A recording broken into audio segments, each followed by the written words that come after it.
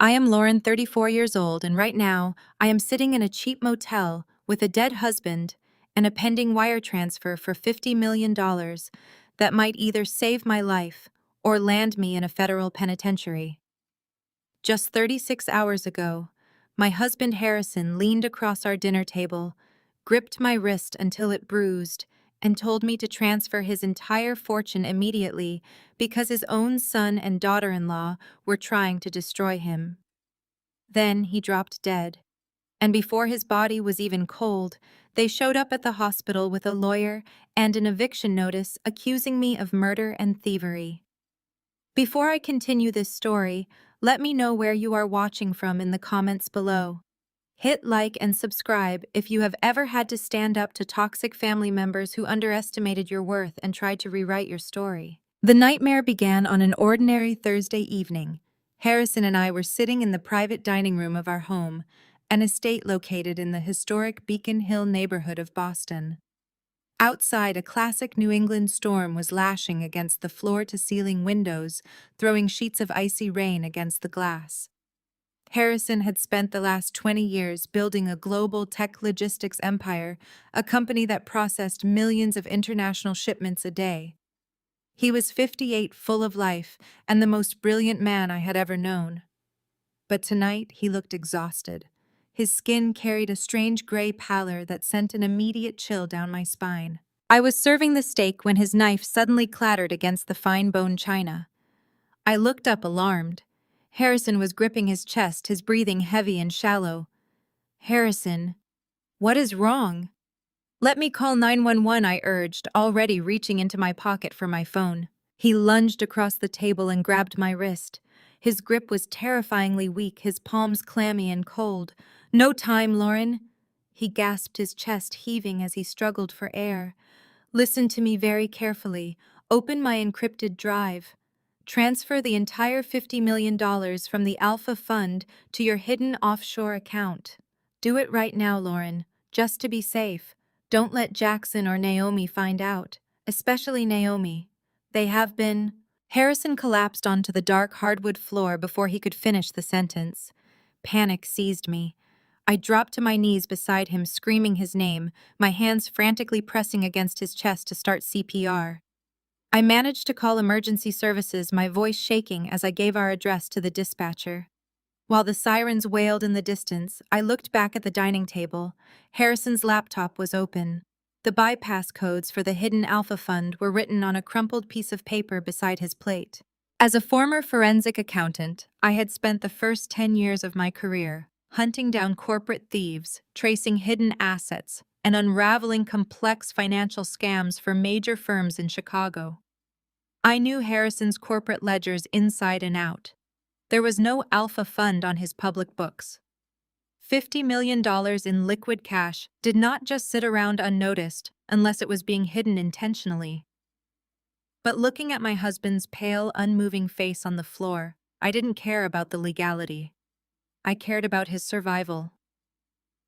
I opened the laptop, entered the encrypted bypass keys, and initiated the transfer to my private account. Because it was an international wire of an astronomical sum, the banking protocol triggered an automatic security hold. The screen flashed, "Transfer pending, final clearance in 48 hours. The paramedics arrived, bursting through the front doors, and rushed Harrison to the hospital. The next 36 hours became a blur of sterile waiting rooms, the smell of clinical antiseptic, and pure, suffocating grief. Harrison never regained consciousness. He lay in the intensive care unit, hooked up to a dozen tubes and monitors, his heart fading with every passing hour.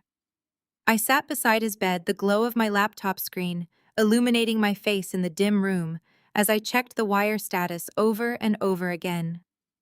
The banking app displayed the same message: transfer pending, clearance in 12 hours. I reached out, wrapping my cold fingers around his hand. "I did it, Harrison," I whispered into the quiet room, tears spilling over my eyelashes. "The money is moving. It is pending. Just please hold on. You have to wake up." When Harrison and I married 2 years ago, the Boston high society circles tore me apart. They called me a gold digger, a trophy wife, who had targeted an older wealthy man. I was 34, and Harrison was 24 years my senior. His son Jackson, who was only 3 years younger than me, had completely boycotted our wedding, refusing to even look at me. Jackson's wife Naomi, an incredibly sharp and ambitious African-American woman, had climbed the corporate ladder to become the chief financial officer of Harrison's company. She had attended the wedding, but her smile was cold and calculated. They both viewed me as a threat to their inheritance, an outsider who had disrupted their ready-made empire. They had no idea that I had been making a successful six-figure salary as a forensic auditor before retiring early to support Harrison after his first minor stroke. I did not need his money. I just wanted a peaceful life with the man I loved. But as I sat by his hospital bed, the monitors suddenly began to scream. A sharp, high-pitched, unbroken tone filled the ICU room, shattering the silence. The green line on the cardiac screen went completely flat. Code blue. "We need a crash cart in Bay 4 immediately," a nurse shouted, slamming the door open. Medical staff swarmed the bed, throwing me backward against the cold plaster wall. I watched in a paralyzed horror as they charged the defibrillator paddles, their voices a chaotic mix of emergency commands. Clear. Harrison's body violently jolted upward. Clear. The paddles hit his chest again. Nothing happened. The flat line remained. Time of death, 11:42 p.m.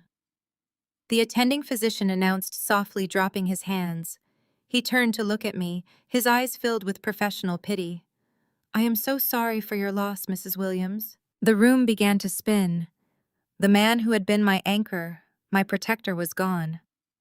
I sank into the chair, my mind completely numb, until my eyes landed on my laptop sitting on the rolling medical tray. The screen was still glowing. Transfer pending. Clearance in 10 hours. Harrison's final, truest words echoed in my mind with sudden, terrifying clarity.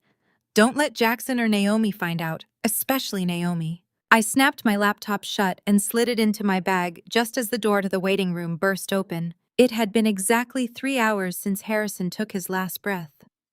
I was sitting in the private family waiting room at the end of the intensive care unit corridor. I had not changed clothes. My beige blouse was severely wrinkled, bearing a faint rust-colored smudge of Harrison's blood from when I had desperately tried to perform chest compressions at the house. My hands were folded tightly in my lap. I was staring blankly at the ugly floral pattern of the hospital carpet, trying to process the absolute collapse of my entire world. The heavy oak doors of the waiting room pushed open with a violent thud. Jackson strode in first. He was wearing a tailored navy suit with not a single hair out of place. There was no redness in his eyes and no tremble in his lip. He looked like he was walking into a hostile corporate board meeting rather than the hospital ward where his father had just passed away. Right behind him was Naomi. She was immaculate in a sharp charcoal blazer, her posture rigid and commanding.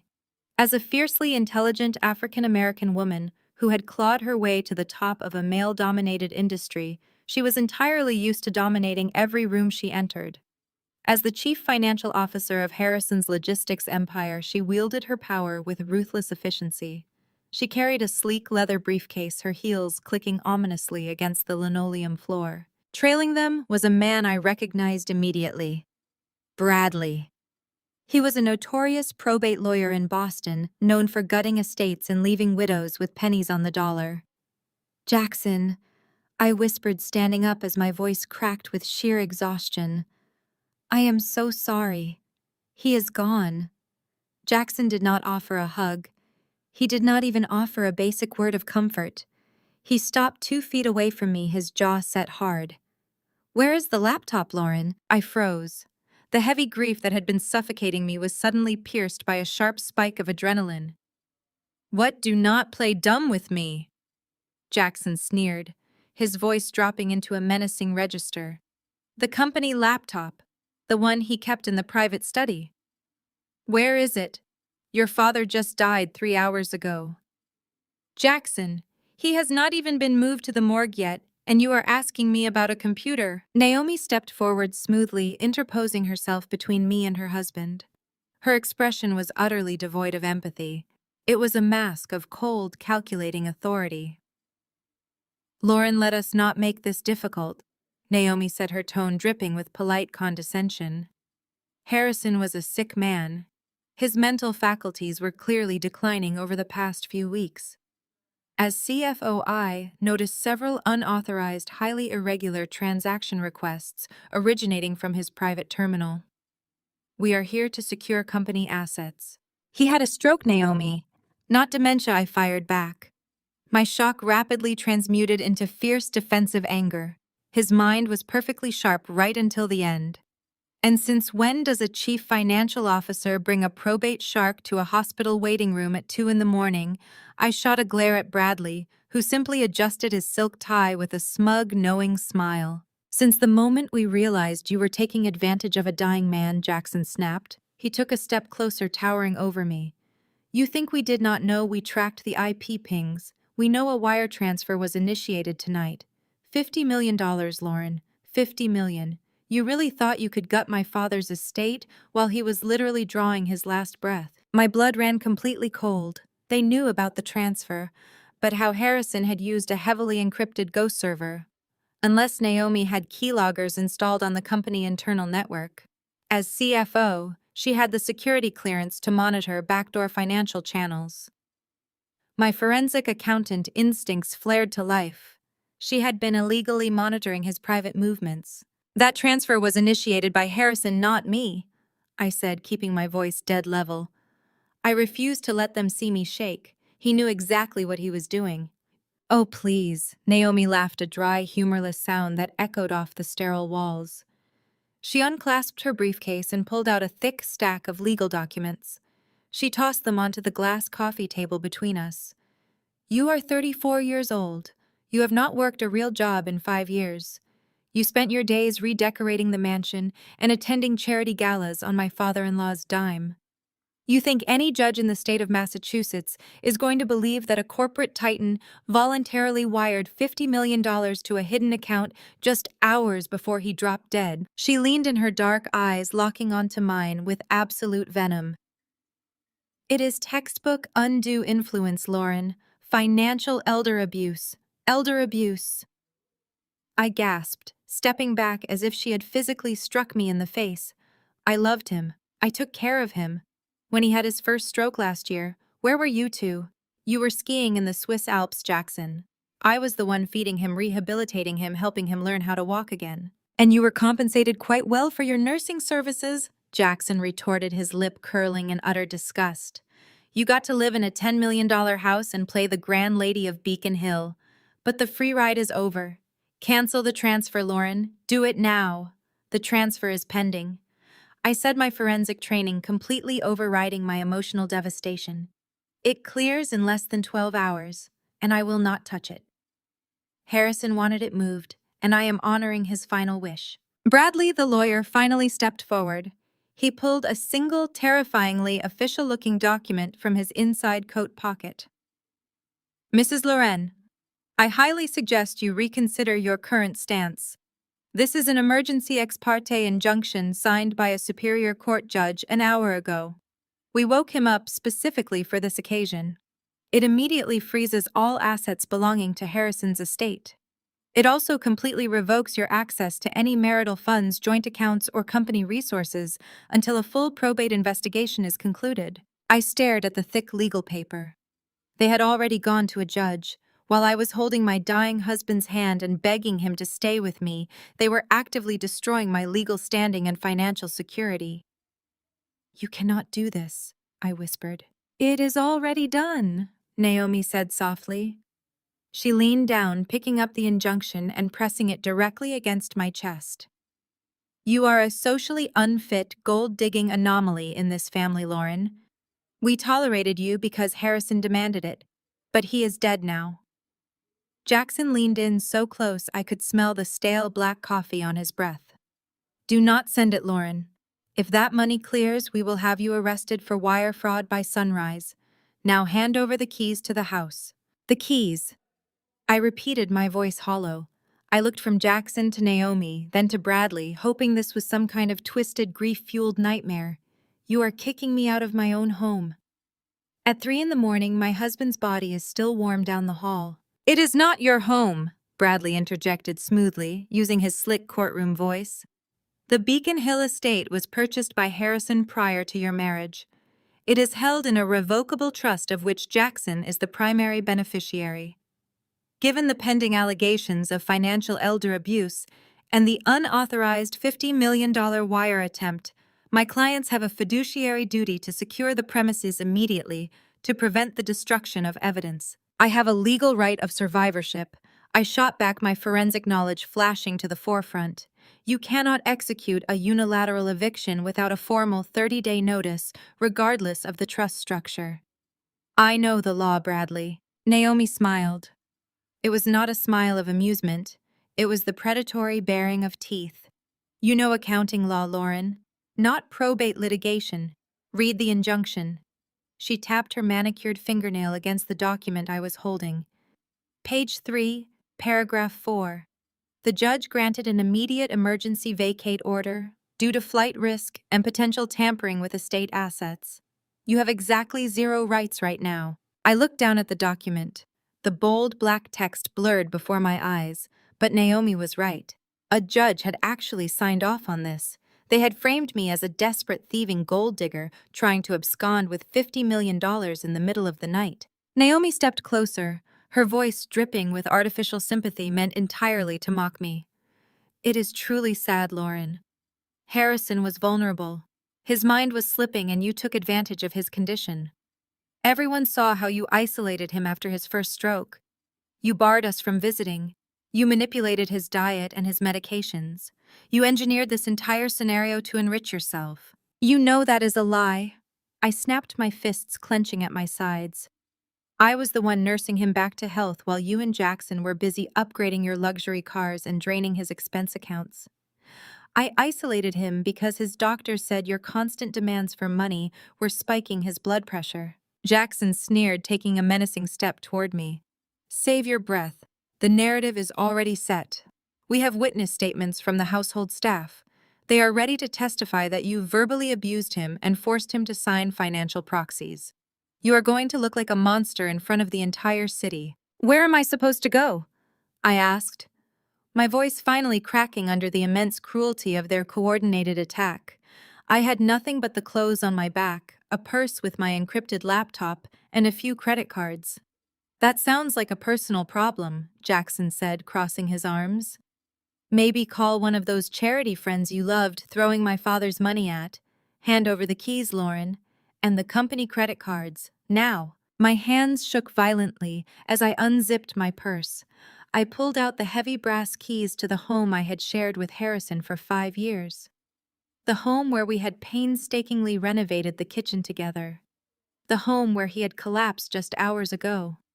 I dropped them onto the glass table.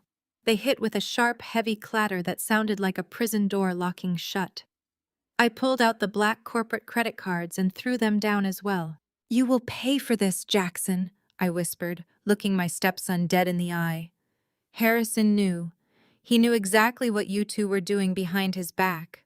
That is why he wanted the money moved tonight. Jackson's eye twitched a microscopic break in his arrogant facade. He was a sick, confused old man. He did not know anything. I suggest you leave the premises, Bradley said, checking his expensive watch. Security at the estate has already been notified to deny you entry. If you attempt to access the property, you will be arrested for trespassing. Naomi leaned in, lowering her voice so only I could hear. Listen to me very carefully, little girl. You are completely out of your depth. Cancel the wire transfer. Walk away quietly, and maybe we will not press criminal charges for the theft. But if you try to fight us, I promise you, I will make sure you spend the best years of your youth in a federal penitentiary. I did not say another word. I turned on my heel and walked out of the family waiting room. The hospital corridors felt miles long. The fluorescent lights buzzed overhead, casting a sickly pale hue over the linoleum. I walked out through the automatic sliding doors into the freezing Boston night. The rain was coming down in sheets, icy and unforgiving. I had no jacket. No car, as the vehicle I drove was registered to the company. I was completely and utterly isolated. I stood under the hospital awning, pulling my phone from my pocket. I opened my banking app. Access denied. Account frozen. I tried my personal savings account, the one I had from before the marriage. Access denied. Account frozen. Naomi had not just frozen the estate, she had aggressively frozen my personal assets under the guise of the ongoing fraud investigation. I was a multimillionaire's widow standing in the rain with exactly $42 in cash in my wallet. I hailed a cheap cab, giving the driver the address of a rundown motel near the airport. It was the only place I could afford for the night. As the cab splashed through the flooded streets, the tears finally came. I wept for Harrison. I wept for the cruel, sudden emptiness of my life. I wept for the sheer indignity of being thrown onto the street like trash. But as the cab pulled into the flickering neon glow of the cheap motel, the tears stopped. I paid the driver, walked into the dingy lobby, and paid for one night. The room smelled of stale cigarettes and cheap bleach. The bedspread was a questionable shade of brown. I locked the deadbolt through the security chain and sat down at the wobbly laminate desk in the corner of the room. I pulled my encrypted laptop from my bag and flipped it open. The screen glowed to life, illuminating the dark, damp room. I logged into the secure banking portal via my virtual private network. The transfer screen was still up. $50,340,000. Status is pending. Time to clearance is 10 hours and 14 minutes. Naomi thought she had checkmated me. She thought she was dealing with a trophy wife who only knew how to pick out drapes and plan catering menus. She did not realize that before I became a wife, I was a forensic auditor. I was the woman who had personally dismantled a $300 million Ponzi scheme in Chicago. I dismantled complex financial structures for breakfast. If Harrison wanted this money moved, there was a reason. And if Naomi was willing to forge an emergency injunction in the middle of the night to stop it, there was a massive blood-soaked secret buried in those corporate accounts. "You want a war, Naomi," I whispered to the empty room, my fingers flying across the keyboard to open a terminal window. "Let us see exactly how well you hid your tracks." I did not cancel the transfer. Instead, I began to dig. The wobbly laminate desk groaned under the weight of my forearms as I launched my decryption software. The motel room was freezing. The heating unit in the corner rattled noisily, spitting out lukewarm air that smelled of ozone and dust. I pulled my knees to my chest to retain body heat, my eyes entirely locked on the cascading lines of code scrolling down my monitor. As a forensic accountant, I knew that money never simply vanished. It left a trail, a digital footprint. You just had to know where to look. I started with the routing numbers Harrison had hastily scrawled on that crumpled piece of paper during his final moments. The $50 million transfer was currently sitting in a digital purgatory, waiting for the 48-hour clearance protocol to expire. Naomi and Jackson were confident they had locked me out. They assumed freezing my personal bank accounts and stripping me of my credit cards would paralyze me. They wanted me destitute, panicked, and begging for a settlement. They severely underestimated my endurance. My stomach growled violently, a harsh reminder that I had not eaten since the steak dinner before Harrison collapsed. I glanced at my wallet resting near the mousepad. $42. That was my entire net worth at this exact moment. I left the laptop running its trace protocol and walked down to the motel lobby to use the vending machine. I grabbed a stale protein bar and a bottle of water, paying with a crumpled $5 bill. When I swiped my personal debit card at the lobby coffee dispenser just to test it, the machine flashed a harsh red decline message. Naomi had been incredibly thorough. She had weaponized the legal system overnight, effectively erasing my financial existence. I returned to my room, locking the deadbolt. I tore open the protein bar, chewing mechanically, while I stared at the screen. The Trace program had hit a firewall. The Alpha Fund was not a standard corporate investment account. It was shielded by military-grade encryption, the kind typically used by offshore shell companies to obscure illicit activities. Harrison was a straight-laced logistics CEO.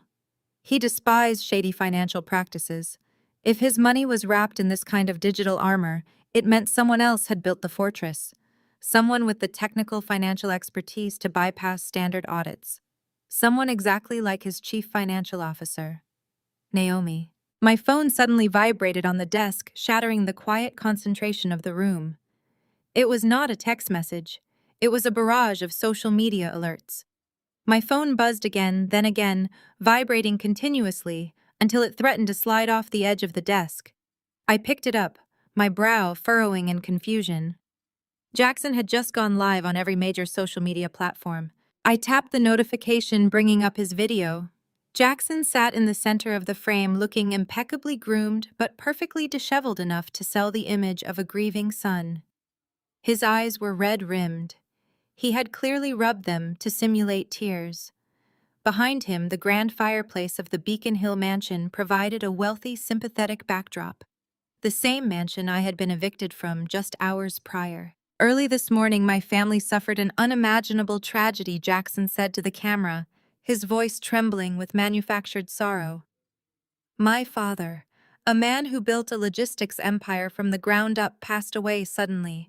We are entirely devastated. But our grief has been compounded by a horrific betrayal. I stared at the screen, my heart pounding against my ribs. Jackson looked directly into the lens, his expression hardening into righteous fury. My father's new wife, a woman significantly younger than him, attempted to steal $50 million from our family business while he was literally taking his last breaths in the hospital. We caught her initiating the wire transfer from his private terminal. She took advantage of a sick, vulnerable man. We have immediately secured emergency legal injunctions to freeze all assets and have removed her from the family estate to protect my father's legacy. The authorities are currently investigating her for financial elder abuse. He paused, letting out a heavy, dramatic sigh. Please respect our privacy as we navigate this profound loss and seek justice for my father. The video ended. I sat completely paralyzed for 10 seconds. Below the video, the comment section was an absolute bloodbath. Within minutes, the post had garnered thousands of shares. The local Boston news outlets were already picking up the feed, broadcasting Jackson's accusations across the morning news networks. The public response was merciless. People who had never met me were calling me a sociopath, a gold digger, a murderer. Anonymous accounts demanded my immediate arrest. Former acquaintances from the country club posted comments claiming they always knew I was a fraud. My character was being publicly executed in real time. Jackson and Naomi were controlling the narrative, painting me as a predator to hide their own crimes. They knew that if the public condemned me, the police would scrutinize me even harder, making it impossible for me to defend myself against the impending criminal charges. A sharp ping from my laptop drew my attention away from the toxic wasteland of my phone. The trace protocol had finally broken through the first layer of the firewall. Lines of data flooded the screen, revealing the destination coordinates of the hidden funds. I leaned closer, my eyes scanning the digital ledger. The anger coursing through my veins sharpened my focus into a deadly weapon. I did not cry over the vicious comments. I did not panic over the frozen bank accounts. The public smear campaign was nothing but a smokescreen designed to distract me from the truth. I highlighted a specific block of transactions originating from the Alpha Fund. The money had not been sitting stagnant. Millions of dollars had been methodically bled from Harrison's logistics company. Unbelievable. I leaned closer to the glowing monitor, my eyes scanning the digital ledger with predatory focus. The money had not just been siphoned off in a few large chunks. It had been systematically and meticulously drained through thousands of tiny transactions. This was not a smash-and-grab robbery. This was a highly sophisticated corporate bleeding process designed to evade standard automated banking alerts and internal audit triggers. As a forensic accountant, I recognized the methodology instantly. It was a classic technique known as smurfing, where massive amounts of capital are broken down into seemingly innocuous payments to avoid federal reporting thresholds. Someone had been siphoning off funds under the guise of routine operational expenses for Harrison's logistics company, and that someone had the highest level of administrative clearance. I cracked my knuckles and launched my proprietary tracking software. This was a program I had personally coded during my years working in Chicago, designed specifically to unravel layered financial obfuscation. I typed in the primary routing numbers Harrison had hastily written on that crumpled napkin. The software hummed to life, casting a stark blue light across the dingy motel walls. A progress bar crawled across the screen as the program began mapping the financial network, pinging offshore servers and bypassing superficial security walls. While the software ran its aggressive algorithms, I pulled up the public financial disclosures for Harrison's company. I needed a baseline to compare against the hidden Alpha Fund data. According to the official quarterly report signed by Naomi as chief financial officer, the company was operating at a steady but modest profit margin. Operational costs had reportedly surged over the past 4 years due to international shipping tariffs and supply chain disruptions. It was a perfectly plausible narrative for investors and board members. But looking at the raw data streaming into my hidden terminal, I saw the absolute lie hidden beneath her glossy spreadsheets. The operational costs were not surging due to global tariffs. They were surging because Naomi was paying ghost vendors. The software finally generated a visual map of the routing numbers. A complex spiderweb of interconnected nodes appeared on my screen. I clicked on the first cluster of transactions. Millions of dollars had been routed to a shipping entity registered in Delaware. I ran a cross-check on the corporate registry database. The Delaware company had no physical address, no fleet of trucks, and zero payroll records. It was a shell company, a phantom entity existing solely on paper to generate fake invoices. Naomi had been approving millions in payments to this phantom vendor for non-existent freight services. From there, the money bounced. It moved from Delaware to a holding company in Panama, then fractured into a dozen different accounts in Switzerland before ultimately consolidating again. The sheer audacity of the scheme was breathtaking. She was using her position to authorize payments bypass internal audits by utilizing obscure accounting loopholes and essentially robbing her father-in-law blind. But Harrison had caught her. The Alpha Fund was not a slush fund he had created to hide wealth from me or the government. The Alpha Fund was a trap. Harrison must have discovered the embezzlement during his recovery from his first stroke, when he had more time to review the raw operational data away from Naomi's curated presentations. Instead of confronting her immediately and risking her destroying the evidence he had quietly set up the Alpha Fund, he had used his supreme executive override authority to claw back the stolen funds from the offshore accounts and trap them in one centralized, highly encrypted location. The $50 million was the physical proof of her monumental fraud. I needed to follow the final thread. I needed to see exactly whose name was attached to the end of the Panama routing chain. If I was going to destroy Naomi and Jackson, I needed irrefutable proof that they were the ultimate beneficiaries of the stolen wealth. I typed a rapid sequence of command lines deploying a brute force packet sniffer to trace the encrypted handshakes between the Panamanian holding company and the final destination bank. The motel heater rattled violently in the corner, but I did not feel the cold anymore. My entire existence was narrowed down to the blinking cursor on the black screen. "Come on," I muttered under my breath, watching the code unspool. "Give me the name. Show me the final account holder." The screen flashed green. Access granted. The final layer of encryption dissolved, revealing a master trust account registered in the Cayman Islands. I downloaded the trust incorporation documents, my eyes darting across the digital pages. There it was, the smoking gun. The sole beneficiaries of the Cayman Trust were Jackson and Naomi. They had siphoned $50 million from Harrison to build their own hidden empire. They were draining his life's work while smiling in his face at Sunday dinners. Suddenly, a chilling realization washed over me. If Naomi realized Harrison had discovered the fraud, she would have known her entire life was about to implode. Wire fraud of this magnitude carried a 20-year federal prison sentence. She would have lost everything: her wealth, her prestigious career, her freedom. Unless Harrison died before he could report it. My hands began to tremble, but not from fear.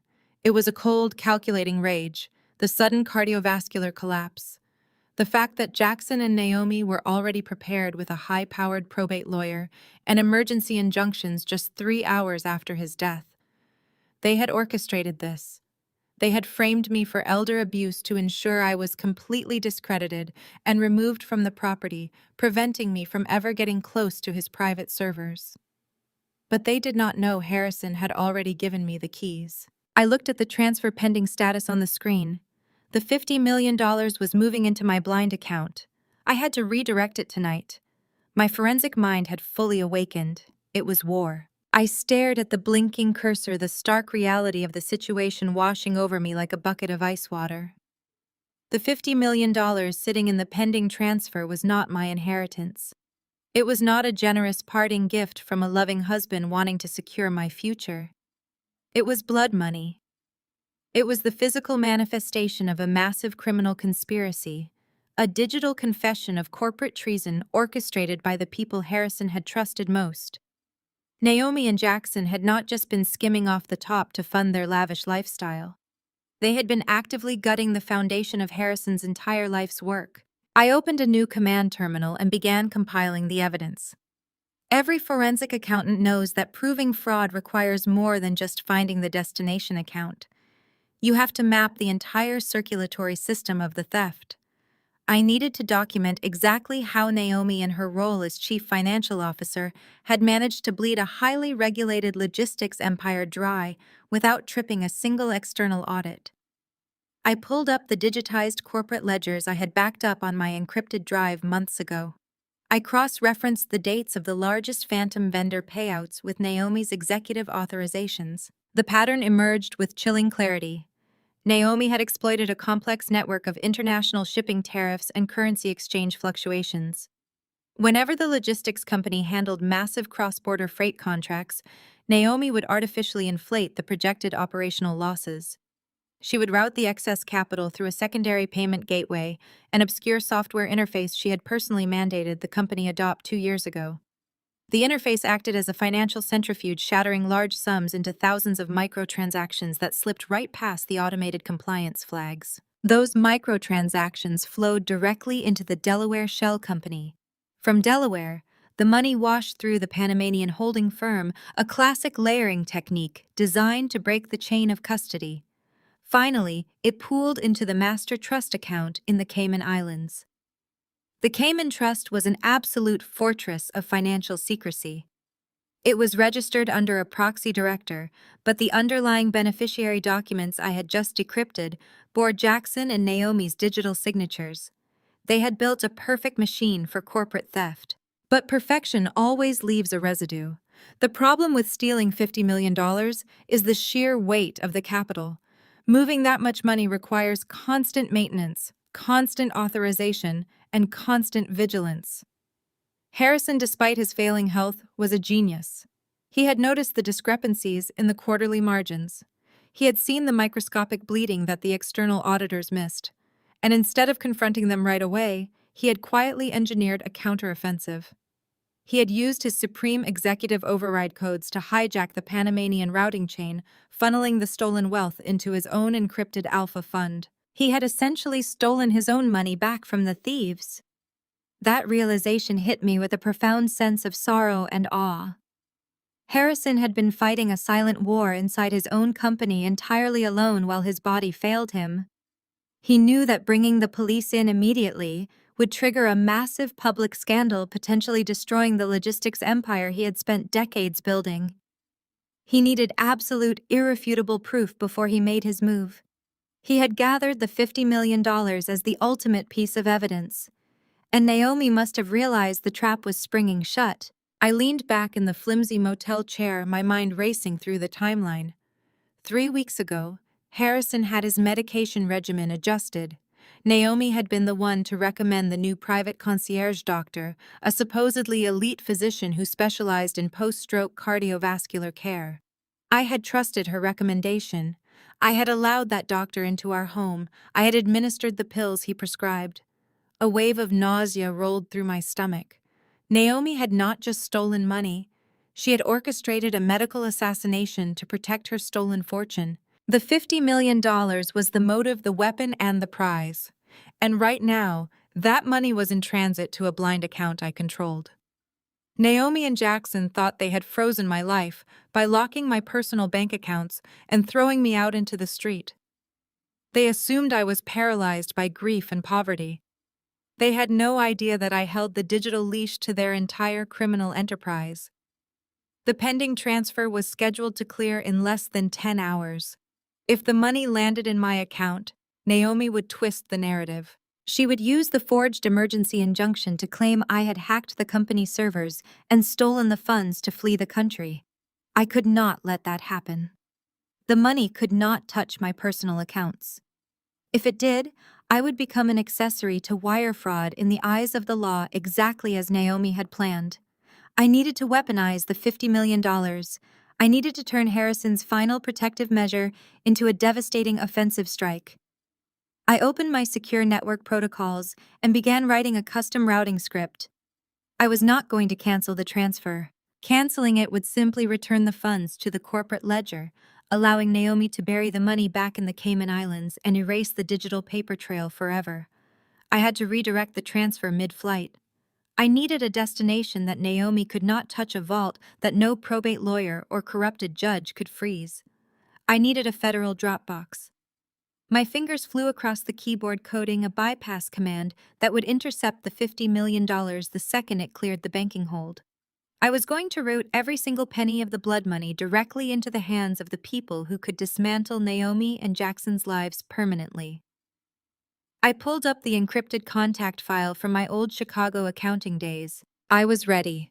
To execute this, I must act now. Perfect. I opened a fresh workspace. Money alone only proved fraud. Jackson and Naomi might claim corporate negligence or pin the embezzlement on a scapegoat. I needed to prove murder. I had to connect the stolen cash to Harrison experiencing a sudden cardiovascular collapse. I accessed Harrison's personal medical portal using the master passwords we shared. 3 weeks ago, Naomi had aggressively pushed us to hire Dr. Eris Thorne, a highly exclusive concierge physician. She claimed the company executive health plan covered his exorbitant retainer. At the time, I was so desperate for Harrison to recover from his stroke that I welcomed any elite medical intervention. Now staring at the glaring white screen in the freezing motel room, I knew that decision had been a carefully orchestrated trap. I initiated a deep dive into Dr. Thorne. On the surface, he was impeccable. He possessed an Ivy League pedigree and a waiting list of billionaire clients. But forensic accounting is about looking past the shiny exterior and finding the dirty plumbing underneath. I ran his medical LLC through my proprietary tracking software, searching for any financial overlaps with Harrison Logistics' empire. The search algorithm churned for several tense minutes. The motel room felt completely silent, except for the frantic rhythmic clicking of my keyboard. Then a massive data cluster appeared on my monitor. Naomi had indeed paid Dr. Thorne using the corporate executive health plan, but that was merely the public-facing transaction. By peeling back the digital layers of the corporate expense accounts, I found a secondary, highly concealed ledger. Naomi had authorized a separate consulting fee of $2 million to a biomedical research firm registered in Belize. I ran the Belizean entity through the Global Corporate Registry database. The registered agent for the firm was a proxy lawyer, but the primary shareholder was a holding company directly controlled by Dr. Eris Thorne. My blood turned to absolute ice. Naomi had not just hired a doctor, she had purchased a professional assassin. I needed to establish the exact timeline of the murder. I opened the pharmacy dispensing records attached to Harrison's patient file. Dr. Thorne had completely overhauled Harrison's daily medication regimen exactly 18 days ago. He had discontinued a standard reliable blood thinner and replaced it with an obscure, highly potent experimental cardiovascular drug.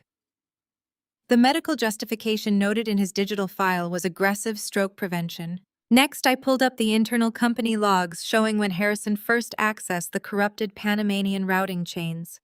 Harrison had initiated his own secret audit exactly 21 days ago.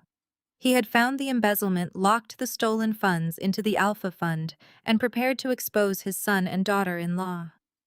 3 days later, Naomi introduced Dr. Thorne to our family. The sequence of events was terrifyingly precise. Naomi realized Harrison was closing in on her $50 million theft. She knew he possessed the power to destroy her lucrative life and send her to prison. She needed him silenced immediately, but it had to look like a natural tragedy. A man recovering from a major stroke suffering a secondary fatal heart attack would raise zero suspicions among standard medical examiners. It was the perfect, untraceable crime. I dug deeper into the specific medication Dr. Thorne had prescribed. I accessed restricted medical databases and pharmacological warning registries. The drug was notorious for causing sudden cardiac arrest if administered at a specific dosage to patients with a history of arterial damage. Dr. Thorne had deliberately prescribed a lethal dose, masking it as an aggressive preventative measure. He had handed Harrison a loaded weapon, and I had unwittingly helped him pull the trigger by handing my husband those poisoned pills every single morning. A wave of profound sickness washed over me. I clamped my hand over my mouth, forcing myself to breathe through the overwhelming urge to vomit. They had turned my love and care for Harrison into the very instrument of his death. Naomi had orchestrated it all with the cold, calculating precision of a master tactician. She used the embezzled funds to pay the assassin, utilized her authority as CFO to hide the transaction, and wielded the emergency probate injunction to ensure I was thrown out of the house before I could ever secure the physical pill bottles for an independent toxicology screening. But she made one fatal error. She left a digital footprint. She believed her complex web of shell companies and offshore accounts was completely impenetrable. She assumed a grieving 34-year-old widow would be too broken, too ignorant, and too terrified to look behind the curtain. She forgot that I spent a decade tracing the darkest financial crimes in the country. I aggressively compiled every piece of evidence. I took the wire transfers from the corporate ledger to the Delaware Shell Company. I grabbed the routing data from Panama to the Cayman Islands. I captured the digital signatures proving Naomi and Jackson were the sole beneficiaries of the stolen $50 million. Then I attached the medical payment logs linking Naomi to Dr. Thorne, $2 million blood money payoff. I bundled the entire devastating package into a single heavily encrypted master file. This was no longer just a case of probate theft or simple embezzlement. It was a massive federal conspiracy to commit murder for ultimate financial gain. The digital clock in the corner of my screen indicated it was now 4 a.m. The pending transfer of the $50 million was scheduled to execute in just 8 hours. I had the explicit motive. I had the murder weapon. I had the absolute proof of their guilt. I opened my secure communication protocol and loaded the contact information for Agent Carter. He was a senior investigator with the Federal Bureau of Investigation, specializing in white-collar crime and corporate homicide. We had worked together on a massive case in Chicago 5 years ago. He knew my work, and he trusted my forensic analysis implicitly. I typed a brief, urgent message requesting a secure line. The trap was fully constructed. Naomi and Jackson thought they had buried Harrison along with their secrets. They were about to discover that some secrets refused to stay buried. The harsh morning light filtered through the cracked blinds of the motel room, signaling the start of a new day. My phone vibrated against the cheap laminate desk. It was an unsaved number, but the text message was unmistakable in its arrogant brevity. Meet us at the espresso bar on 5th Avenue in 1 hour. Do not be late. We have a proposition for you. I stared at the screen, my heart pounding a steady, aggressive rhythm against my ribs. Naomi and Jackson were getting restless. The pending transfer of the $50 million was ticking closer to its clearance deadline. They needed me to cancel the wire before the banking hold expired, and they assumed a night in a freezing, rundown motel would have completely broken my spirit. They wanted to negotiate my surrender. I quickly closed my encrypted laptop, safely stashing it in my oversized leather bag. I splashed cold water on my face in the rusted bathroom sink, smoothing down the wrinkles of the beige blouse I had been wearing since Harrison died. I looked exhausted, pale, and utterly defeated. It was the perfect disguise. I hailed another cheap cab and made my way to the upscale downtown cafe. The espresso bar was a favorite among Seattle corporate elites, featuring sleek marble countertops, modern brass fixtures, and a clientele dressed in tailored suits. I walked through the glass doors feeling the immediate judgmental stares of the patrons. I found an empty booth in the far corner and slid into the leather seat, clutching my bag tightly to my chest. Exactly 10 minutes later, Jackson and Naomi walked in. Naomi commanded the room effortlessly. She wore a stunning emerald green sheath dress that contrasted beautifully with her dark skin, her hair pulled back into a severe, flawless bun. She projected absolute corporate dominance. Jackson trailed slightly behind her, wearing a smug, self-satisfied grin. He looked like a man who had already won the war. They slid into the booth across from me. Neither of them ordered a coffee. This was not a friendly chat. This was an execution. "You look terrible," Lauren Jackson remarked, leaning back against the leather cushion. "Reality hitting you finally." A cheap motel is quite a downgrade from the Beacon Hill estate. I hope the reality check was sufficiently uncomfortable. I kept my eyes downcast, intentionally avoiding his gaze to sell my performance of a broken widow. "What do you want, Jackson?" I asked, letting my voice waver slightly. Naomi took control immediately. She opened her designer briefcase and pulled out a thick manila envelope. She placed it squarely in the center of the marble table and rested her manicured hands over it. "We are here to offer you a graceful exit," Naomi said, her tone smooth and heavily patronizing. "We understand that losing Harrison was a shock. We also understand that panic makes people do irrational things like attempting to steal $50 million from a family business. But we are willing to be reasonable." She slid the envelope across the table until it touched my hands. "Open it." I peeled back the flap of the envelope. Inside rested a cashier check made out to my name. The amount was exactly $1 million. Behind the check was a dense, multi-page legal document. "That is a standard non-disclosure agreement and a full waiver of your inheritance rights," Naomi explained, watching my face intently for a reaction. "You sign that document legally forfeiting any claim to Harrison Estate, the house, and the company assets. You also agree to a permanent gag order regarding the events of last night. In exchange, you take that check, you cancel the pending wire transfer immediately, and you walk away." $1 million, I whispered, staring at the paper. "You are trying to buy my silence for $1 million. Do not act insulted," Jackson scoffed, leaning forward. "It is $1 million more than you actually deserve. You should be thanking us on your hands and knees." Naomi raised a hand, silencing her husband.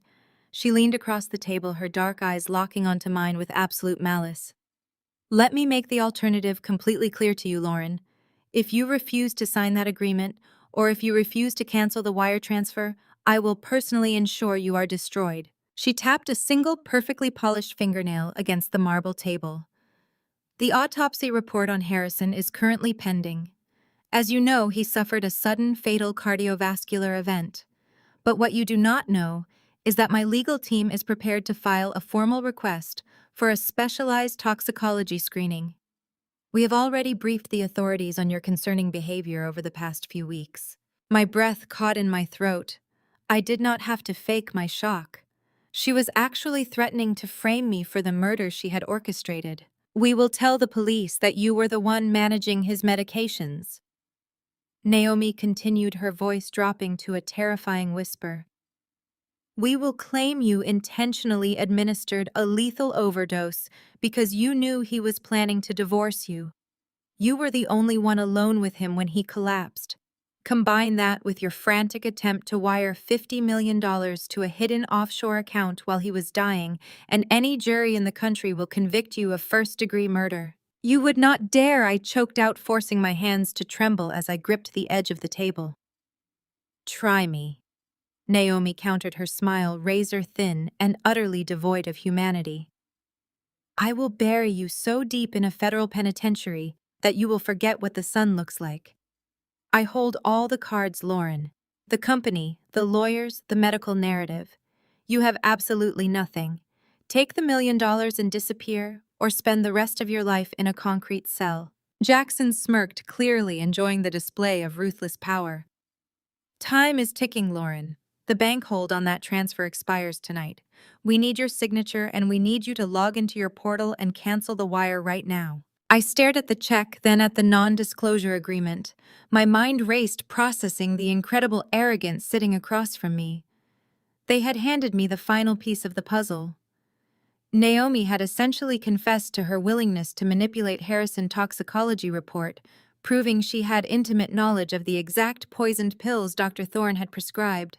She felt completely untouchable. I needed to give them a victory. I needed them to drop their guard and feel entirely secure so I could execute the trap I had built. I slumped my shoulders, letting a tear slip down my cheek. I looked away, projecting absolute, total surrender. "Okay," I whispered, my voice breaking perfectly. "You win. I will sign it." Jackson let out a harsh bark of laughter. Smart girl, finally realizing her place. "But I cannot cancel the wire from here," I lied, looking up at Naomi with wide, fearful eyes. "The banking protocol requires me to be on a secure, authenticated network to reverse a transaction of that magnitude. If I try to do it on a public cafe network, the bank will freeze the account for suspicious activity, and the money will be locked in an investigative hold for months. I need to do it at the company office or at the memorial service where I can access the encrypted family server." Naomi narrowed her eyes, evaluating my statement. As a chief financial officer, she knew that high-level wire transfers required strict security authentications. The lie was highly technical and entirely plausible. "Fine," Naomi said, her tone sharp. "We are hosting a private memorial gathering for the board of directors and the family tomorrow evening at the Four Seasons. You will bring your laptop. You will sign the documents in front of our lawyer, and you will cancel the transfer on the secure network. If you try to run, the police will be waiting. I will be there," I promised, wiping my face. "I just want this to be over." Naomi stood up, smoothing her emerald dress. "Make sure you are on time, Lauren. I hate to be kept waiting." They turned and walked out of the cafe, leaving the $1 million check and the contract on the table. I watched them go, maintaining my facade of a broken widow, until they disappeared down the street. Then I carefully folded the contract and slid it into my bag. My tears dried instantly. The trap was set. Now I just had to prepare for the execution. I stepped out of the cafe into the biting Seattle wind, but I did not hail a cab immediately. I needed to solidify the narrative Naomi had constructed. If they were going to believe I was a defeated, terrified widow on the verge of a psychological collapse, I had to give them a performance worthy of an audience. Naomi and Jackson were undeniably having me followed. People who embezzle $50 million and orchestrate a cardiovascular assassination do not simply walk away and trust their victim to comply. They watch. They verify. I spotted a dark sedan idling across the street, its tinted windows barely concealing the silhouette of a driver whose gaze was fixed squarely on me. Perfect. I let my shoulders slump, deliberately ruining my posture. I stumbled slightly as I walked down the pavement, making sure to pull my phone from my bag with visibly shaking hands. I needed them to report back to Naomi that I was spiraling. I dialed a number I had memorized from the legal documents Naomi had thrown at me. Bradley, the probate lawyer. The line rang twice before his slick, arrogant voice answered. "Bradley and Associates." "Bradley, it is, Lauren!" I gasped, pitching my voice up an octave and forcing my breathing to become rapid and shallow. I injected pure, unadulterated panic into my tone. "Please, you have to talk to Naomi. You have to make her understand that I am not trying to run. I am terrified." There was a pause on the line. I could almost hear his smug satisfaction. "Calm down, Lauren. Hysterics will not help your legal standing. Have you reviewed the settlement agreement?" "I am looking at it right now," I sobbed, clutching the phone tightly against my ear while stealing a covert glance at the idling sedan. "I will sign it. I swear I will sign it. I do not want the house. I do not want the company. I just do not want to go to a federal prison. Please, you cannot let her file those toxicology reports." Harrison was already sick. I was just trying to follow his instructions. I was confused. I leaned against a brick building, sinking slowly until I was crouching on the cold sidewalk. It was an incredibly degrading posture, but it was exactly what the private investigator across the street needed to photograph. A broken, pathetic gold digger sobbing in the gutter. Naomi is a very reasonable woman when she is not being actively robbed. Bradley replied, his tone dripping with condescension. If you execute the cancellation of the wire transfer and sign the non-disclosure agreement, she will suppress the medical investigation, but you have to follow her exact instructions. I will, I cried, letting out a ragged, desperate breath. But I need a guarantee. I need to know she will not take the signed papers and press charges anyway. I need witnesses. Witnesses? Bradley scoffed. You are in no position to make demands, Lauren. It is not a demand. It is a plea.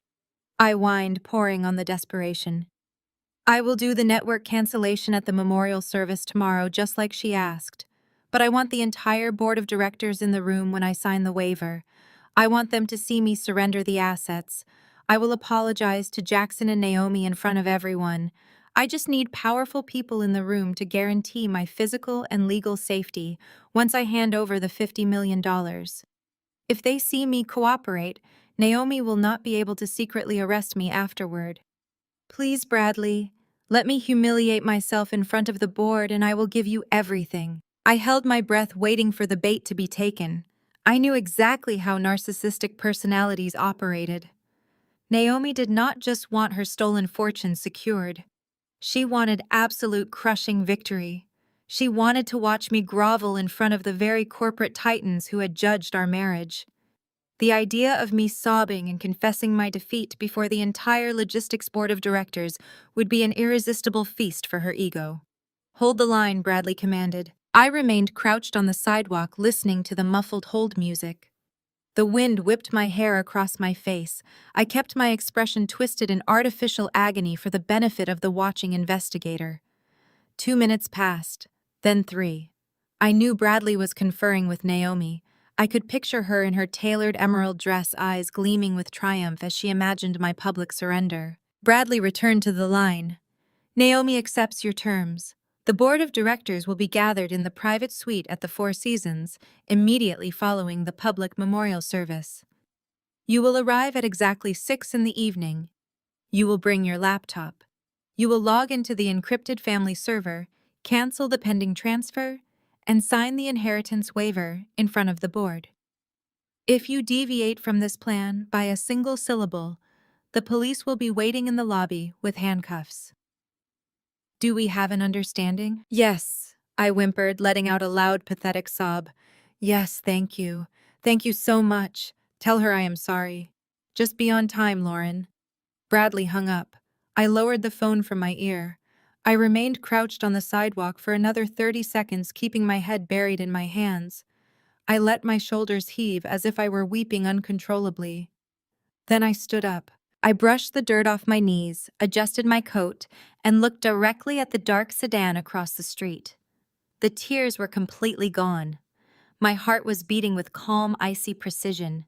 The frantic, terrified widow vanished, replaced entirely by the forensic auditor who was about to dismantle an empire. Naomi had agreed to assemble the entire board of directors in one room.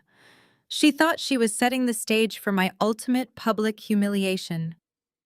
She had no idea she had just provided me with the perfect audience for her own execution. I needed them all there.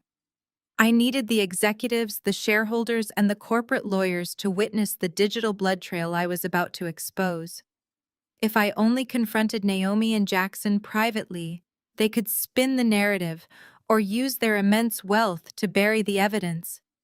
But with the board watching the raw financial data unspool in real time, there would be no escape. I hailed another cab and directed the driver back to the dingy motel.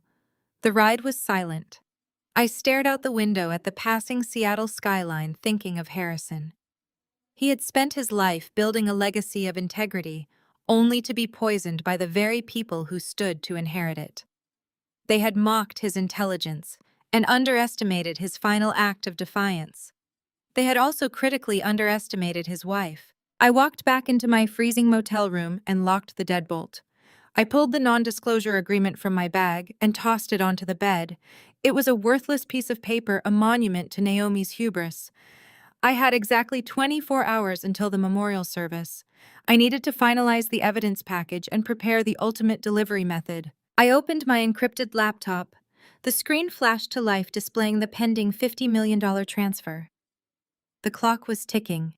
It was time to make a very important phone call to the federal government. I pulled a secondary burner phone from the hidden lining of my leather bag. During my years dissecting financial crimes in Chicago, I learned to never rely on a single device when dealing with sophisticated corporate predators.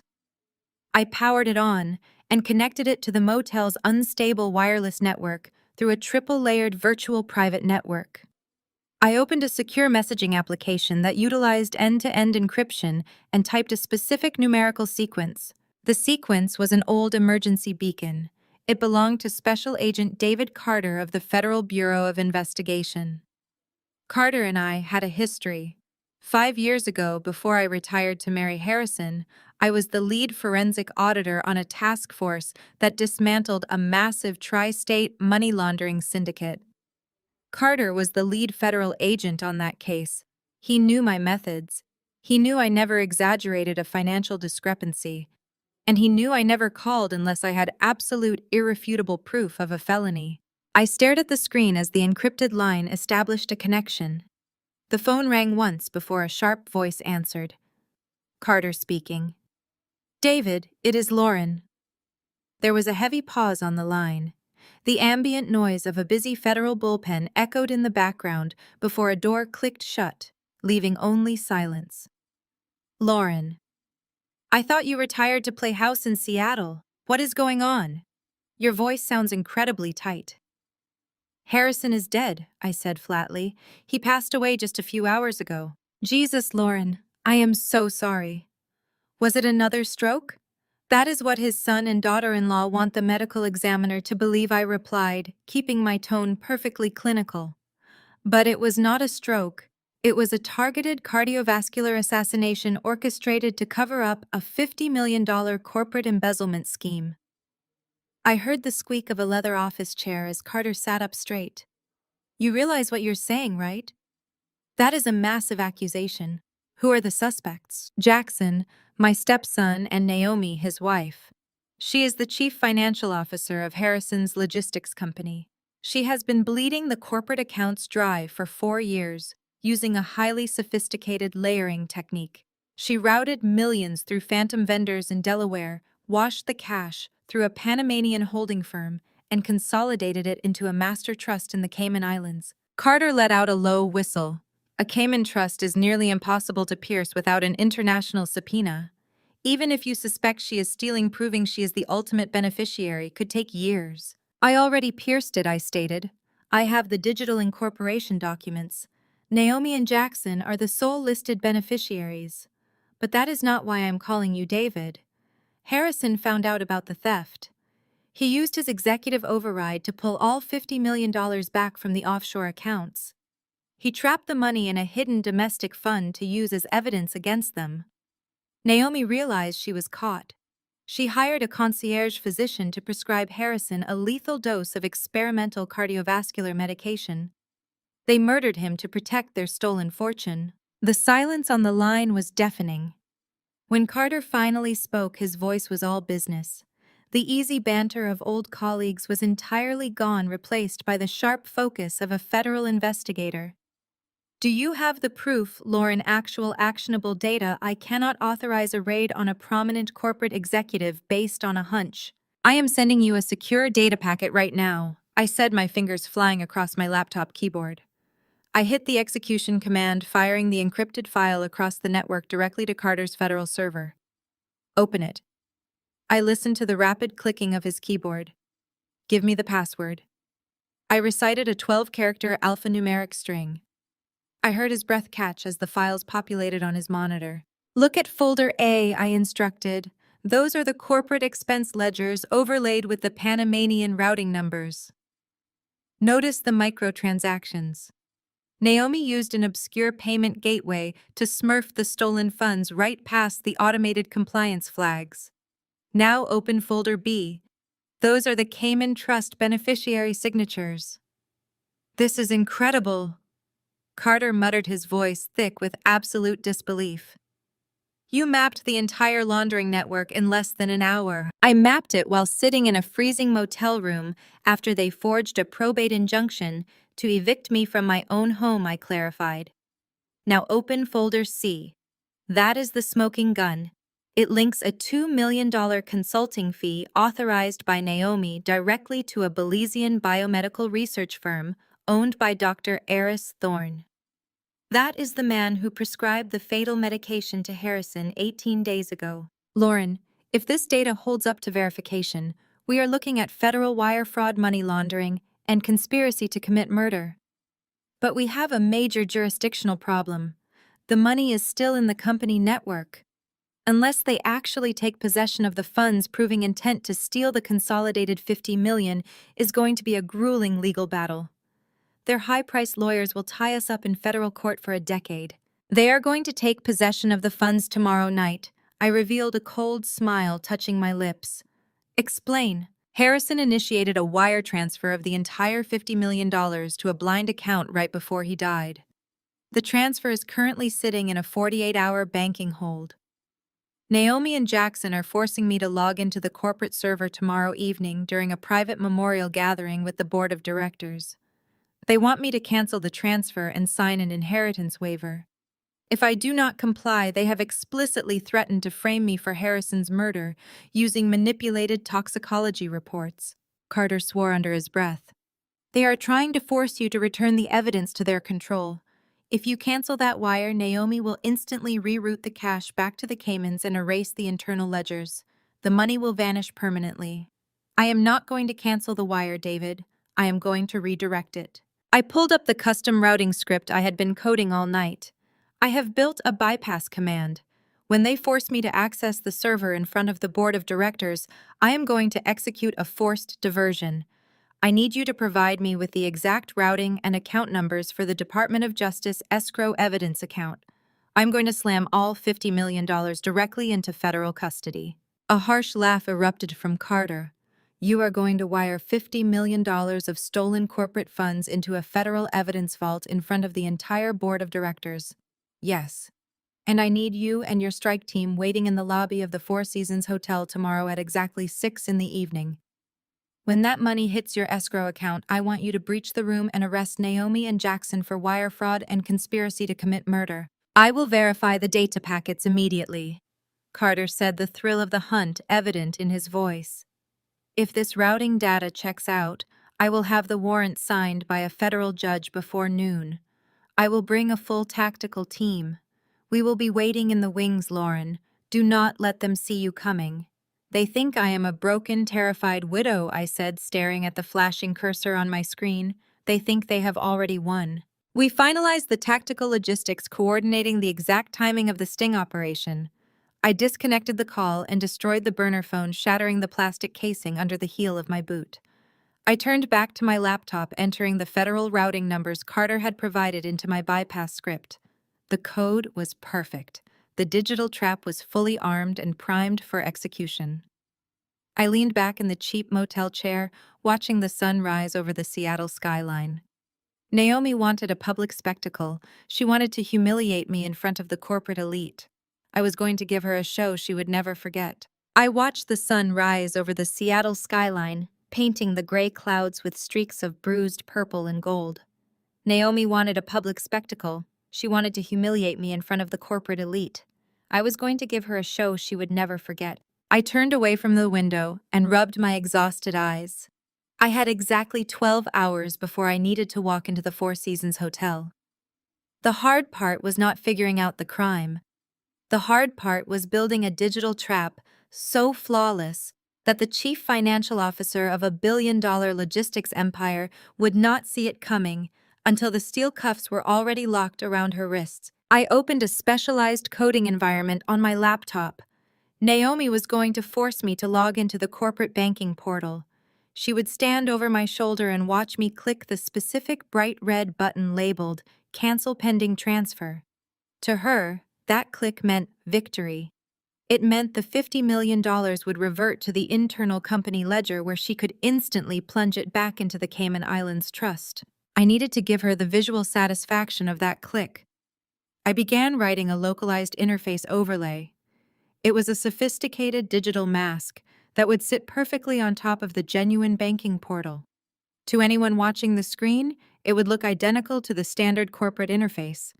but I was fundamentally rewiring the back-end command hierarchy. I linked the graphic coordinates of the cancellation button to the bypass script I had written earlier with Agent Carter. When my cursor struck that specific pixel zone, the system would not send a cancellation ping to the bank. Instead, it would act as an irrevocable execution command. It would aggressively authorize the pending transfer and instantaneously reroute the entire $50 million into the Department of Justice escrow evidence account. I typed line after line of alphanumeric code, my fingers finding a rhythmic, almost hypnotic pace. I was building what forensic auditors called a dead man switch. Once that button was pressed, the sequence could not be aborted. Not by me, not by Naomi, and not by any emergency network override she might attempt to deploy from her own devices. But I had to plan for contingencies. What if Jackson realized what I was doing and tried to physically rip the laptop from my hands? What if Bradley, the probate lawyer, demanded to inspect the machine before I initiated the sequence? I coded a secondary trigger mechanism. I linked the execution command to a specific keystroke combination. If anyone tried to forcibly close the laptop lid, or if an incorrect master password was entered, the system would immediately lock the screen, wipe the local hard drive to protect my forensic data, and silently push the routing command through the background server. The money was going to the federal government, no matter what happened in that VIP room. I spent the next 4 hours running rigorous diagnostic simulations. I launched a virtual sandbox environment on my desktop mimicking the exact security parameters of the logistics company's servers. I ran the fake cancellation protocol 30 different times. Every single time, the visual interface performed flawlessly, mimicking a standard cancellation graphic, while the background data showed the $50 million slamming securely into the simulated federal vault. The code was impenetrable. The digital guillotine was rigged and ready to drop. I checked the time. It was just past 2 in the afternoon. I closed the laptop, placed it carefully into a waterproof sleeve, and tucked it into my leather bag. My technical preparations were completely finished. Now I needed to prepare myself physically. I caught my reflection in the cracked mirror above the motel sink. I looked exactly like the shattered victim Naomi expected to see. My hair was tangled. My skin was pale, and the beige blouse I wore was still crumpled and stained with Harrison's blood. I could not walk into an upscale hotel looking like a desperate vagrant. If I looked too chaotic, the hotel security might block my entry before I ever reached the memorial gathering. Furthermore, I refused to let Harrison's board of directors see me as the pathetic gold digger Naomi had painted me to be. I left the motel carrying my bag tightly against my side. I walked 3 blocks down the gritty commercial avenue until I found a mid-range department store. I walked straight to the women professional section. I used $40 of my remaining cash to buy a simple sharp black blazer and a matching pair of slacks. It was nowhere near the tailored designer clothing I was accustomed to wearing at Beacon Hill, but the clean dark lines gave me a shield of professional armor. I used the remaining $2 to buy a cheap coffee, asking the barista for a cup of ice water on the side. I took the clothes and the water into the store restroom. I stripped off the ruined beige blouse, throwing it directly into the trash can. I used the ice water and paper towels to scrub the exhaustion and grime from my face. I pulled my hair back into a tight, severe bun at the nape of my neck, mimicking the rigid, aggressive styling Naomi favored. I slipped into the black slacks and buttoned the sharp black blazer. I stared at the mirror.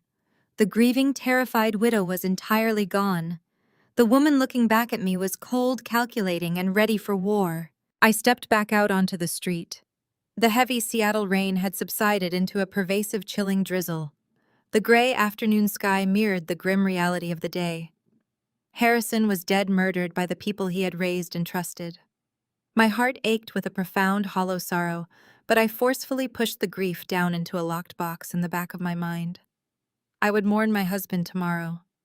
Today I had to be his executioner. I walked another 2 blocks to a busy transit center and boarded a public bus, heading toward the downtown financial district. The ride was a slow, agonizing crawl through rush-hour traffic. I kept my hand resting firmly on my leather bag, feeling the solid weight of the laptop pressing against my leg. At exactly 5:45 in the evening, the bus pulled to a stop 2 blocks away from the Four Seasons Hotel. I stepped off onto the wet pavement, pulling my blazer tightly around myself against the biting wind. The towering glass facade of the hotel loomed ahead, glowing with warm golden light against the darkening city skyline. I walked toward the grand entrance, my posture impeccably straight. My heels clicked a steady rhythmic cadence against the concrete. I approached the heavy brass doors of the hotel lobby. I was walking directly into the lion den, completely unarmed except for a laptop and a brilliant piece of code. I took one final steadying breath and pushed the doors open. The sudden warmth of the Four Seasons lobby washed over me, a sharp contrast to the freezing Seattle rain. The air smelled of expensive lilies, polished mahogany, and old money. The concierge staff murmured in hushed, respectful tones, expertly directing a steady stream of the city corporate elite toward the grand ballroom on the second floor. I blended into the periphery of the crowd, keeping my head perfectly high and my leather bag firmly pressed against my ribs. As I ascended the sweeping marble staircase, the low hum of somber networking grew progressively louder. This was not a genuine memorial service for a beloved father and husband. I knew these people. I knew this world. This was a high-stakes corporate transition of power, expertly wrapped in black velvet and fake tears. I stepped through the heavy double mahogany doors and into the grand ballroom. The space was breathtakingly opulent, designed specifically to project wealth and stability. Massive crystal chandeliers cast a warm golden glow over hundreds of invited guests. Tasteful, extravagant floral arrangements flanked a massive portrait of Harrison that stood at the center of the stage. In the photograph, he looked handsome, commanding, and fiercely alive. A sudden violent pang of genuine grief hit my chest, threatening to shatter my carefully constructed armor. I dug my fingernails into my palms, ruthlessly locking the pain away. I could not afford to be a widow right now. I had to be a forensic auditor walking into a crime scene. I scanned the expansive room. It did not take long to locate my targets. Jackson and Naomi were positioned perfectly near the front of the ballroom, holding court like corporate royalty. They were putting on an absolute masterclass in manipulation and public relations. Jackson wore a bespoke black morning suit, holding a crystal tumbler of scotch. He was currently speaking to the company chief operations officer, his head bowed respectfully, his free hand resting over his heart in a flawless display of stoic masculine heartbreak.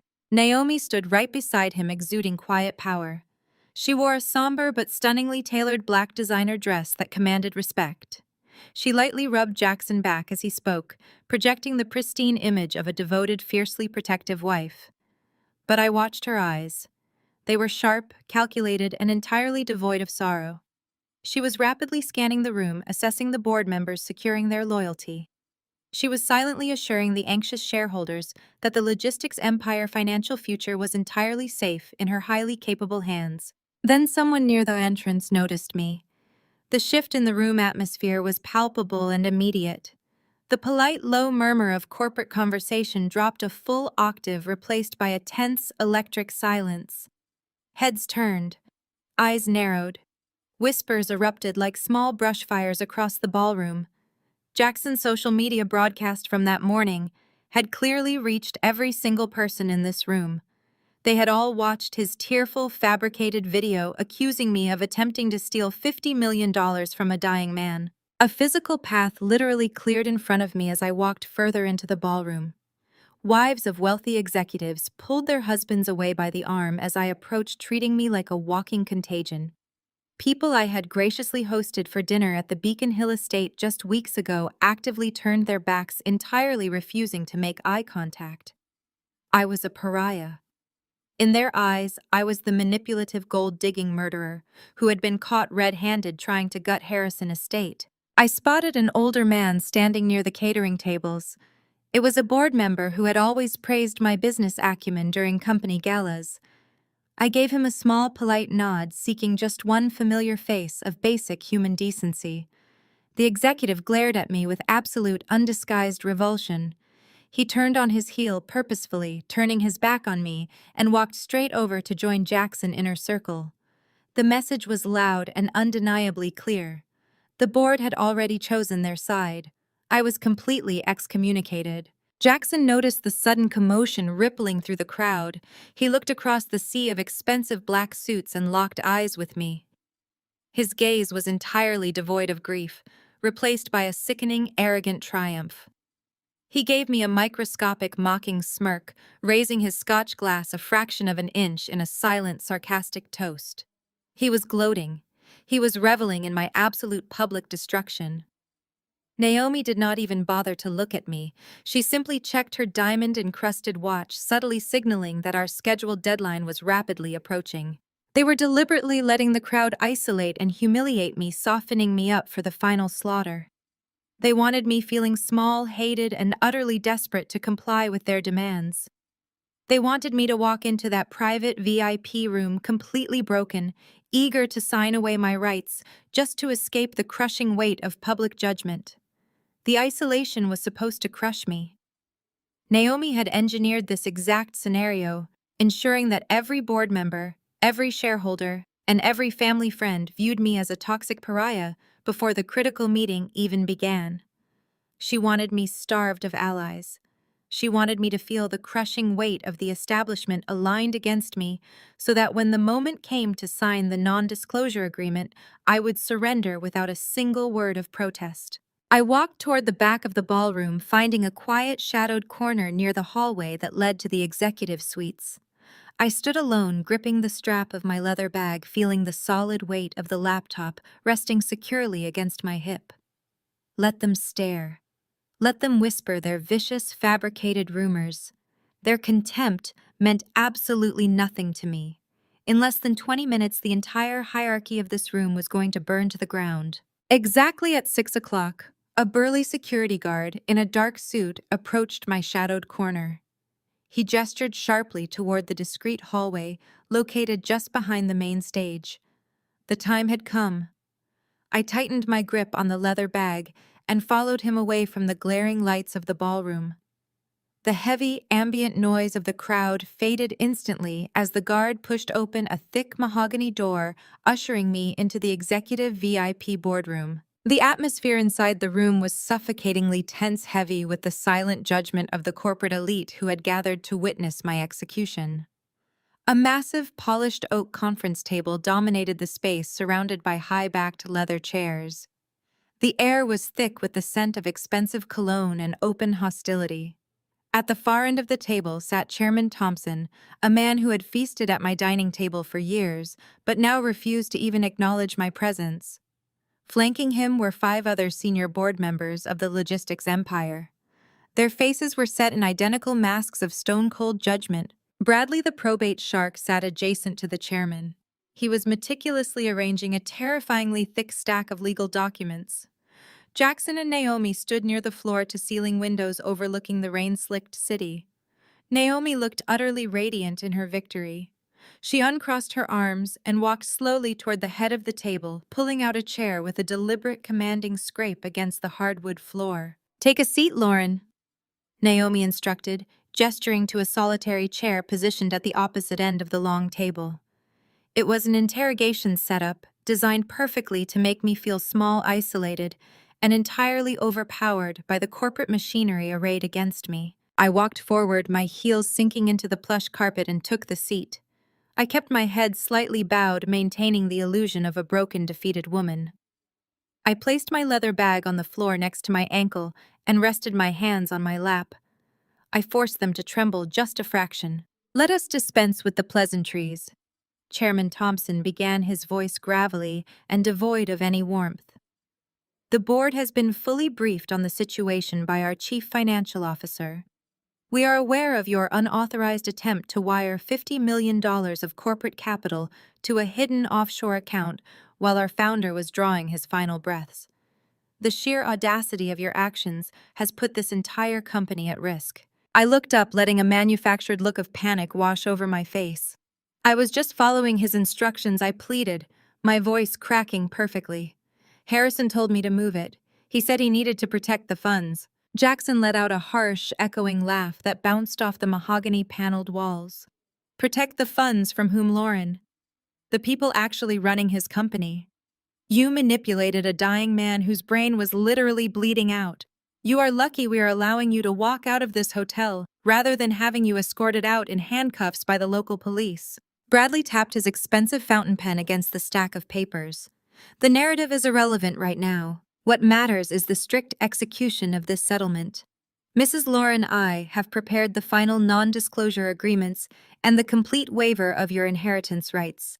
By signing these documents, you legally forfeit any and all claims to the estate, the Beacon Hill property, and any liquid assets connected to the logistics firm. In exchange, the board agrees to withhold the criminal fraud charges and release a $1 million cashier check to you immediately. He slid the massive stack of papers down the length of the polished table. They stopped right in front of me. The blank signature line glared up at me. Naomi leaned forward, resting her elbows on the table.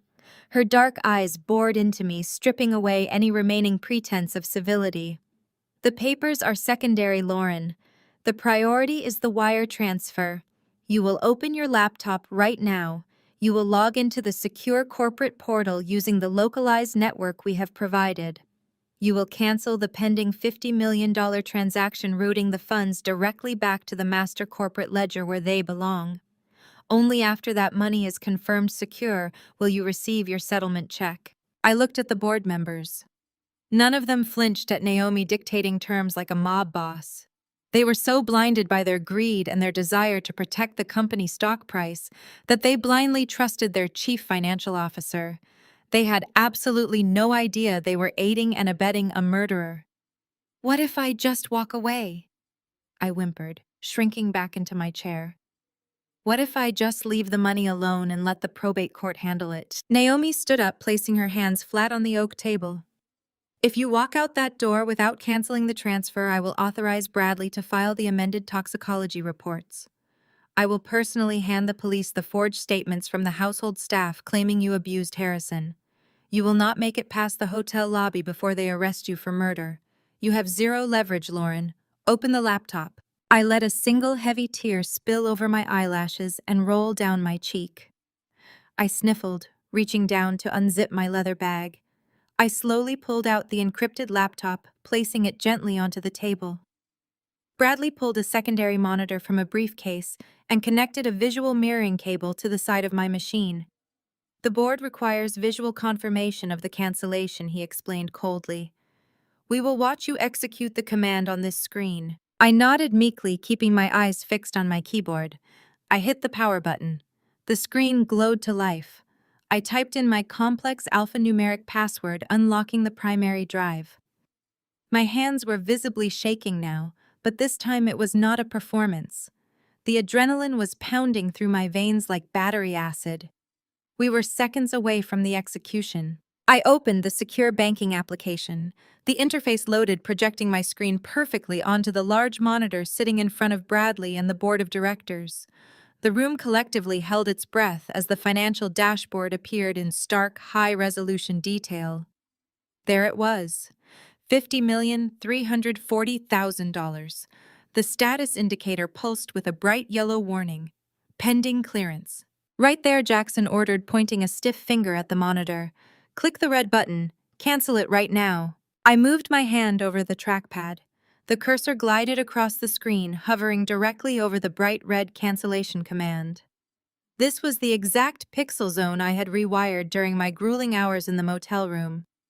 To everyone in the room, it looked like a standard banking interface. They were completely unaware that my hidden bypass script was coiled underneath that button, ready to strike like a viper. Naomi watched my finger hover over the trackpad. Her chest rose and fell with eager anticipation. "Do it, Lauren. Give us back our money." I paused. I lifted my head and looked away from the glowing screen. I looked directly into Naomi's arrogant, calculating eyes. Then I looked at Jackson, who was practically vibrating with greed. I let the pathetic broken widow facade drop completely. My posture straightened. The manufactured fear vanished from my face, replaced by a cold, hardened mask of pure forensic fury. "It was never your money, Naomi," I said, my voice ringing out with crystal-clear authority that shattered the quiet tension of the room. It was always his, and he knew exactly how you stole every last dime of it. The silence that followed my declaration was absolute, the kind of profound, heavy silence that typically precedes a catastrophic explosion. Naomi's perfect mask cracked. Her eyes widened, a flash of genuine panic breaking through her calculated exterior before she quickly forced it down. She let out a sharp, dismissive laugh, looking toward Chairman Thompson and the rest of the board. "She is having a psychotic break," Naomi announced, her voice pitched to convey mock sympathy mixed with exasperation. "The grief has completely unhinged her. Bradley, call hotel security. We need to have her escorted out before she hurts herself." Bradley reached into his pocket for his phone, but I slammed my hand flat against the mahogany table. The sharp crack echoed like a gunshot.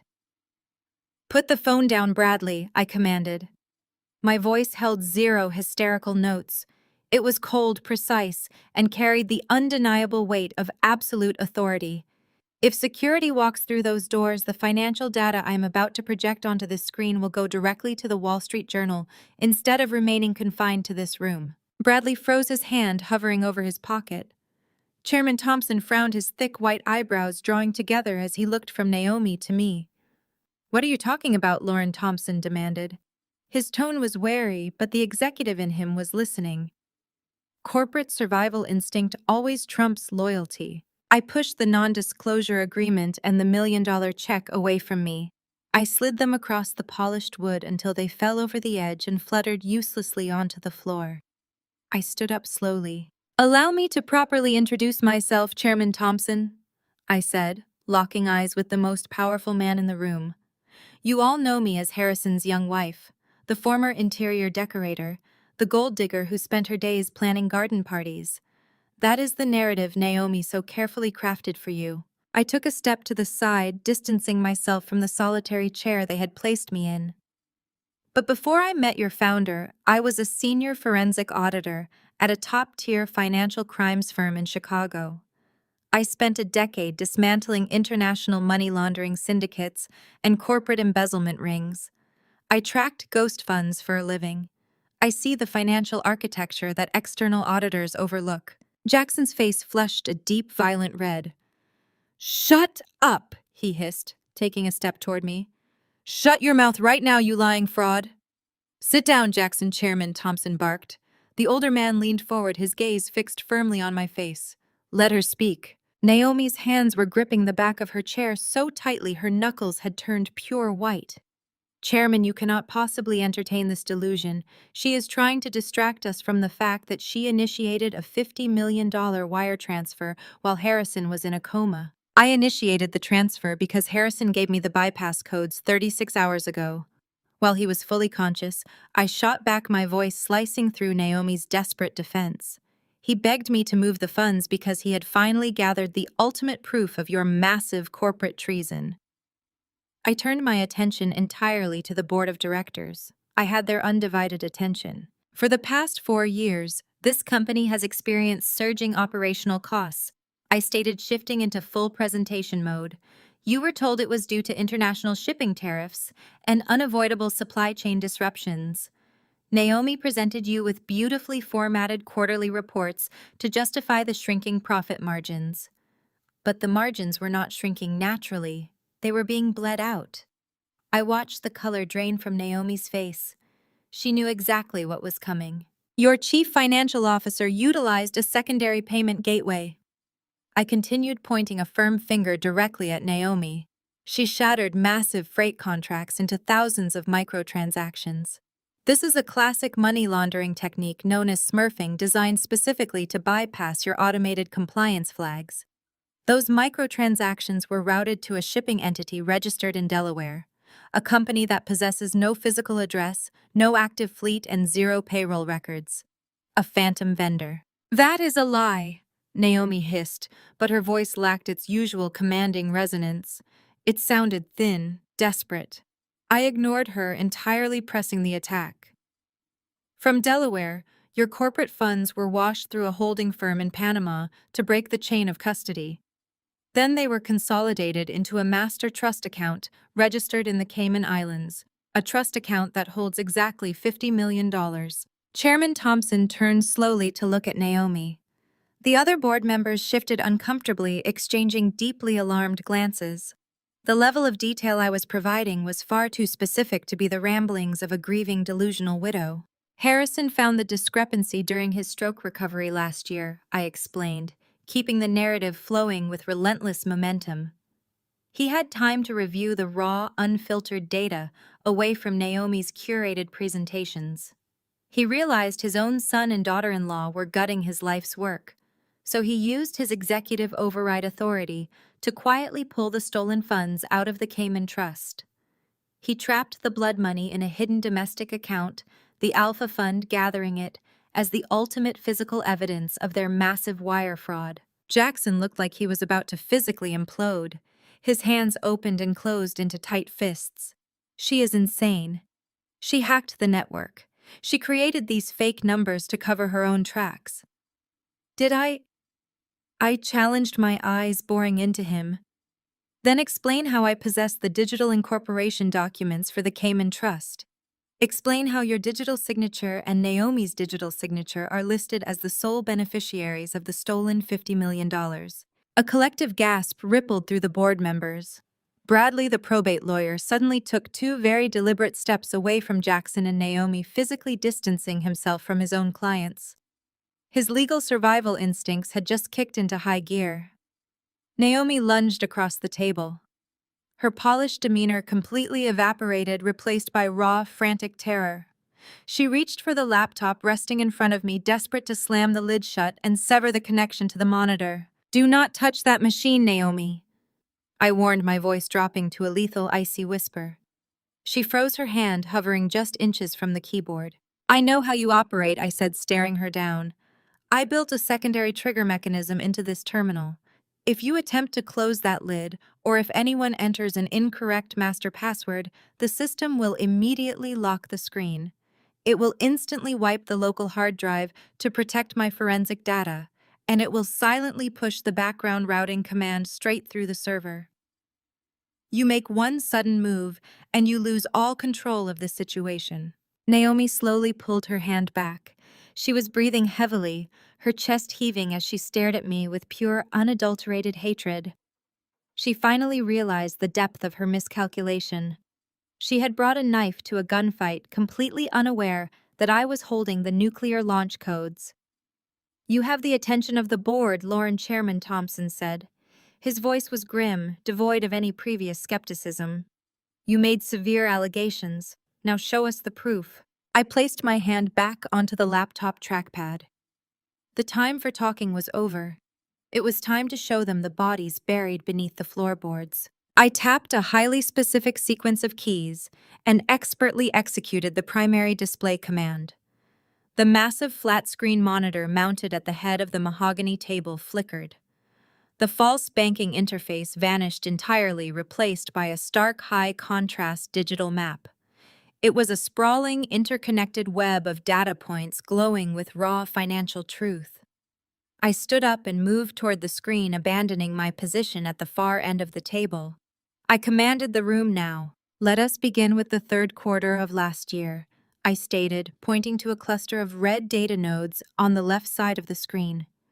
Our international freight division secured a massive logistics contract with European distributors. According to the internal ledgers presented by your chief financial officer, the operational costs for that specific quarter skyrocketed by 12%. Naomi blamed unexpected port tariffs and fuel surcharges. But if we pull the actual vendor invoices, the truth emerges. I clicked my wireless mouse. A series of scanned documents populated the monitor. You will notice thousands of micro-invoices billed to an entity named Apex Horizon Freight. These invoices averaged just under $10,000 each. By keeping the individual amounts low, Naomi ensured they bypassed the automated secondary review protocols required for large vendor payouts. She authorized every single one of these payments using her executive administrative credentials. I highlighted a specific string of code at the bottom of the invoices. That is her digital authorization signature, undeniable and time-stamped. Chairman Thompson leaned forward, his eyes narrowing as he scrutinized the screen. Where did this money actually go? I clicked the mouse again. The red nodes on the map animated, drawing a bright line straight from the corporate accounts to a single destination. It went to Delaware, I explained. Apex Horizon Freight is a shell company. It has no trucks, no warehouses, and no employees. It is a paper ghost. But the money did not stay there. Naomi utilized a classic layering technique to obscure the trail. Another click. The map shifted, showing the funds bouncing from Delaware to a corporate registry in Panama, then splintering across a dozen different private accounts in Switzerland. She fractured the capital to confuse any potential external audit. I continued, my voice steady and unrelenting. But money leaves a gravitational pull. If you follow the mass, it always consolidates. I executed the final mapping command. The scattered data points on the screen converged, forming a single massive golden node located in the Caribbean. The money pooled into a master trust account registered in the Cayman Islands, I announced. A fortress designed to hide illicit wealth from federal regulators. Finding the trust is difficult, but proving ownership is usually impossible because they use proxy directors. Fortunately for us, I do not rely on public records.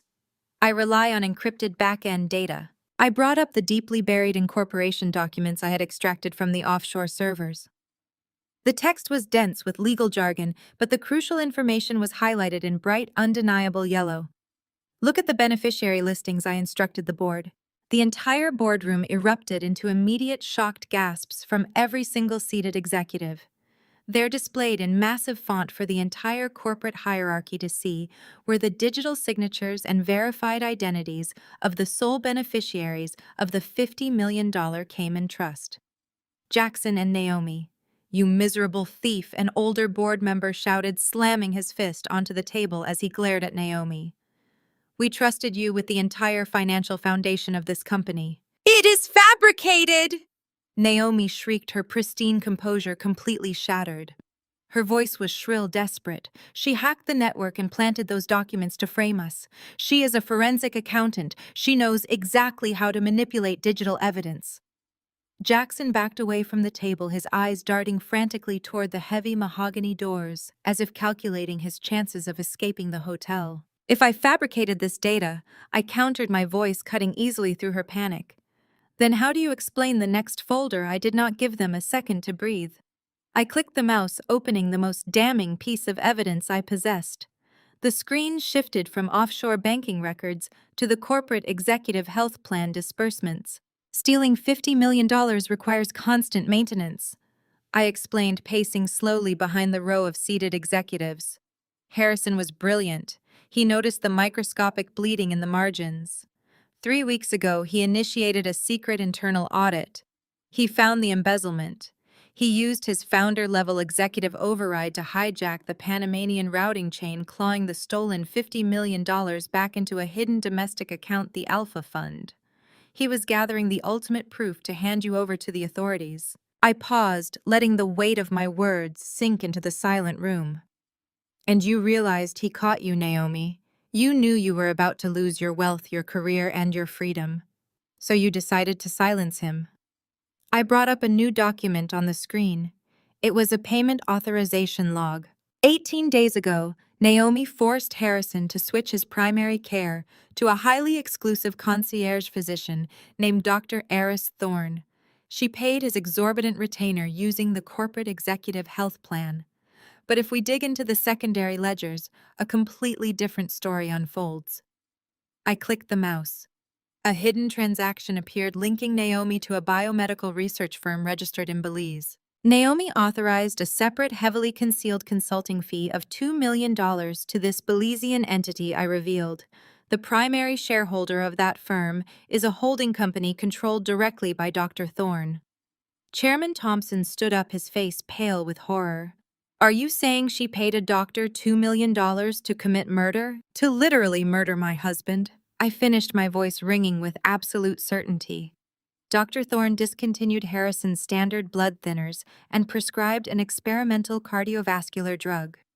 a drug explicitly known to cause fatal cardiac arrest in patients with a history of arterial damage. He prescribed a lethal dose under the guise of stroke prevention.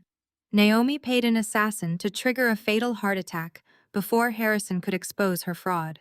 The boardroom erupted into absolute chaos. Executives shouted over one another, their voices thick with outrage and disbelief. Bradley, the probate lawyer, was frantically stuffing his legal documents back into his briefcase, desperate to flee the room and sever all ties with his clients. Jackson grabbed Naomi tightly by the arm, his face completely twisted in sheer terror. "We need to leave this hotel building, right now." Naomi ripped her arm away from his grasp. She lunged forward, her eyes wild with a cornered, feral desperation. She stared at the laptop resting on the table, realizing that the only way to save herself was to destroy the machine broadcasting her crimes. "Shut it all down," Naomi screamed, launching her body across the polished oak table toward my computer. The absolute final act of the dark play had arrived. I did not flinch. I did not retreat. I stood perfectly still and prepared to deliver the killing blow.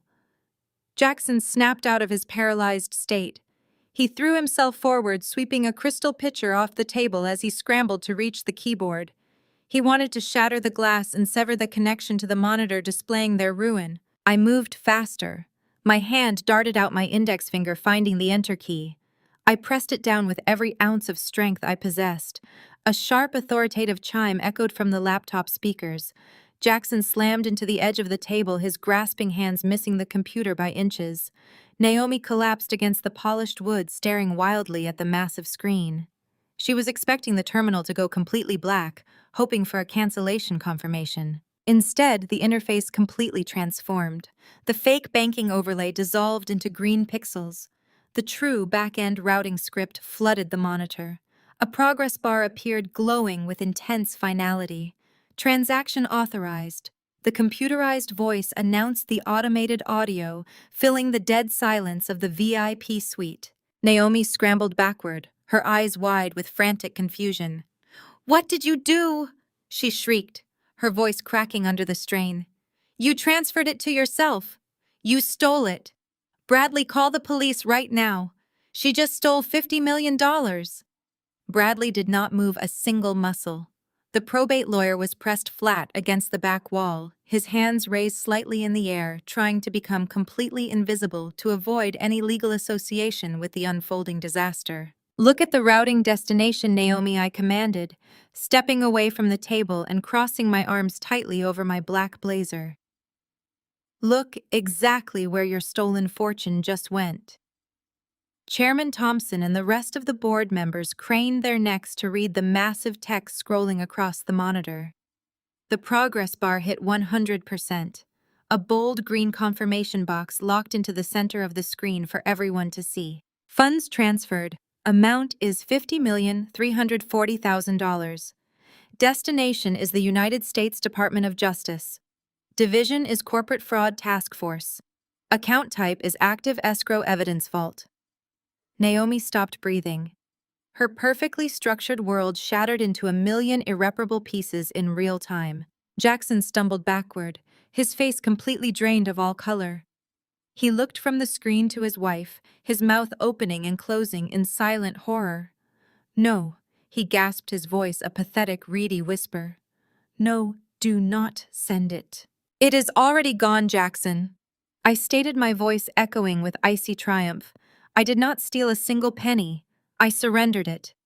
I took the entire $50 million you murdered Harrison to protect, and I handed it directly to the federal government as the primary physical exhibit in a massive corporate homicide investigation." "You insane, vindictive gold digger," Naomi screamed. She lunged at me, her hands curling into vicious claws, desperate to inflict physical pain now that her financial empire was completely eradicated. Before she could cross the plush carpet, the heavy mahogany doors of the VIP suite exploded open. The violent impact shook the entire room. A highly coordinated team of federal agents flooded into the space. They moved with terrifying tactical precision, their dark windbreakers emblazoned with bold yellow FBI letters across the back. The sheer physical presence of the strike team instantly neutralized any remaining threat in the room. Federal agents, nobody move, a booming voice commanded, halting Naomi in her tracks. Special Agent David Carter strode through the doorway, his golden badge held high. His sharp eyes scanned the chaotic scene, quickly assessing the frozen board members, the terrified lawyer, and the two primary targets standing near the conference table. He looked at me and gave a microscopic, deeply respectful nod. The trap had worked flawlessly. Naomi Williams and Jackson Williams. Agent Carter announced, his voice carrying the absolute crushing weight of federal authority. He pulled a thick stack of folded warrants from his jacket pocket. "You are both under arrest." "For what?" Jackson shrieked, his voice cracking violently, as two heavily armed agents grabbed his arms and forced them roughly behind his back. "We did not do anything wrong. This is a private corporate meeting. You are being charged with multiple counts of federal wire fraud, international money laundering, and conspiracy to commit murder." Agent Carter stated, reading directly from the official warrant. "We have secured the $50 million in the Department of Justice escrow account. We also have federal units currently raiding the offices of Dr. Eris Thorne. We have the medical logs, the offshore routing numbers, and the digital authorizations. It is completely over." Naomi fought wildly against the agents attempting to restrain her. She kicked and thrashed her emerald designer dress, twisting as the cold steel handcuffs snapped brutally around her wrists, locking her arms behind her back. "This is a setup," she screamed, spitting venom in my direction. "She engineered this entire situation. She is framing us. You have to listen to me." "Save it for the federal judge," Naomi. Agent Carter replied coldly. "You have the right to remain silent. I highly suggest you start using it immediately." The board of directors watched in absolute stunned silence as the two arrogant, ruthless heirs to the logistics empire were reduced to screaming, desperate criminals. The polished veneer of corporate invincibility was entirely gone. Jackson began to sob loudly, his tears genuine, now born of absolute terror, as the federal agents hauled him forcefully toward the exit. Naomi refused to break eye contact with me as they dragged her backward toward the doorway. Her eyes were burning with unadulterated hatred. "You will pay for this, Lauren," she hissed, her voice echoing down the hallway as she struggled against the agents. "I will destroy you." I stood my ground, my posture perfectly straight, my hands steady. I looked at the woman who had murdered my husband and smiled a cold, victorious smile. "You already tried, Naomi," I said softly. "And you failed." The heavy mahogany doors swung shut abruptly, cutting off Naomi's screaming. The finality of that sound echoed through the VIP suite like a gavel striking a judge's bench. The chaotic energy vanished, leaving a sterile, ringing silence. Through the walls, I could hear the muffled scuffling of expensive leather shoes slipping against the hallway marble, followed by the metallic click of handcuffs ratcheting tight. Jackson was loudly begging for his father, a pathetic display from a man who had orchestrated that very father's execution. Inside the boardroom, nobody moved. The logistics executives were entirely frozen in their high-backed chairs. They stared at the empty doorway, then slowly turned their collective gaze toward me. I remained standing at the head of the oak conference table, my posture rigid, my black blazer immaculate. I was no longer the vulnerable, discarded widow they had sneered at in the ballroom just 30 minutes prior. I was the absolute epicenter of their survival. A sudden, frantic shuffling noise broke the tension. Bradley, the ruthless probate shark who had gleefully presented my eviction notice hours after my husband died, was attempting a desperate tactical retreat. His hands shook violently as he jammed his forged legal documents into his designer briefcase. He kept his eyes fixed on the floor, hoping to slip out the side exit before the federal agents returned. "Going somewhere, Bradley?" I asked. My voice was pitched low, but it commanded the room effortlessly. Bradley froze. He slowly straightened his posture, attempting to summon his arrogant courtroom persona. "I am asserting attorney-client privilege," he stammered. "My clients have been detained. I must go to the federal courthouse to arrange their bail hearings." "You are not going to a bail hearing," Bradley. Agent Carter announced, stepping back into the VIP suite. The federal investigator locked his eyes onto the trembling lawyer. "You are going to need your own legal representation. I am a licensed attorney."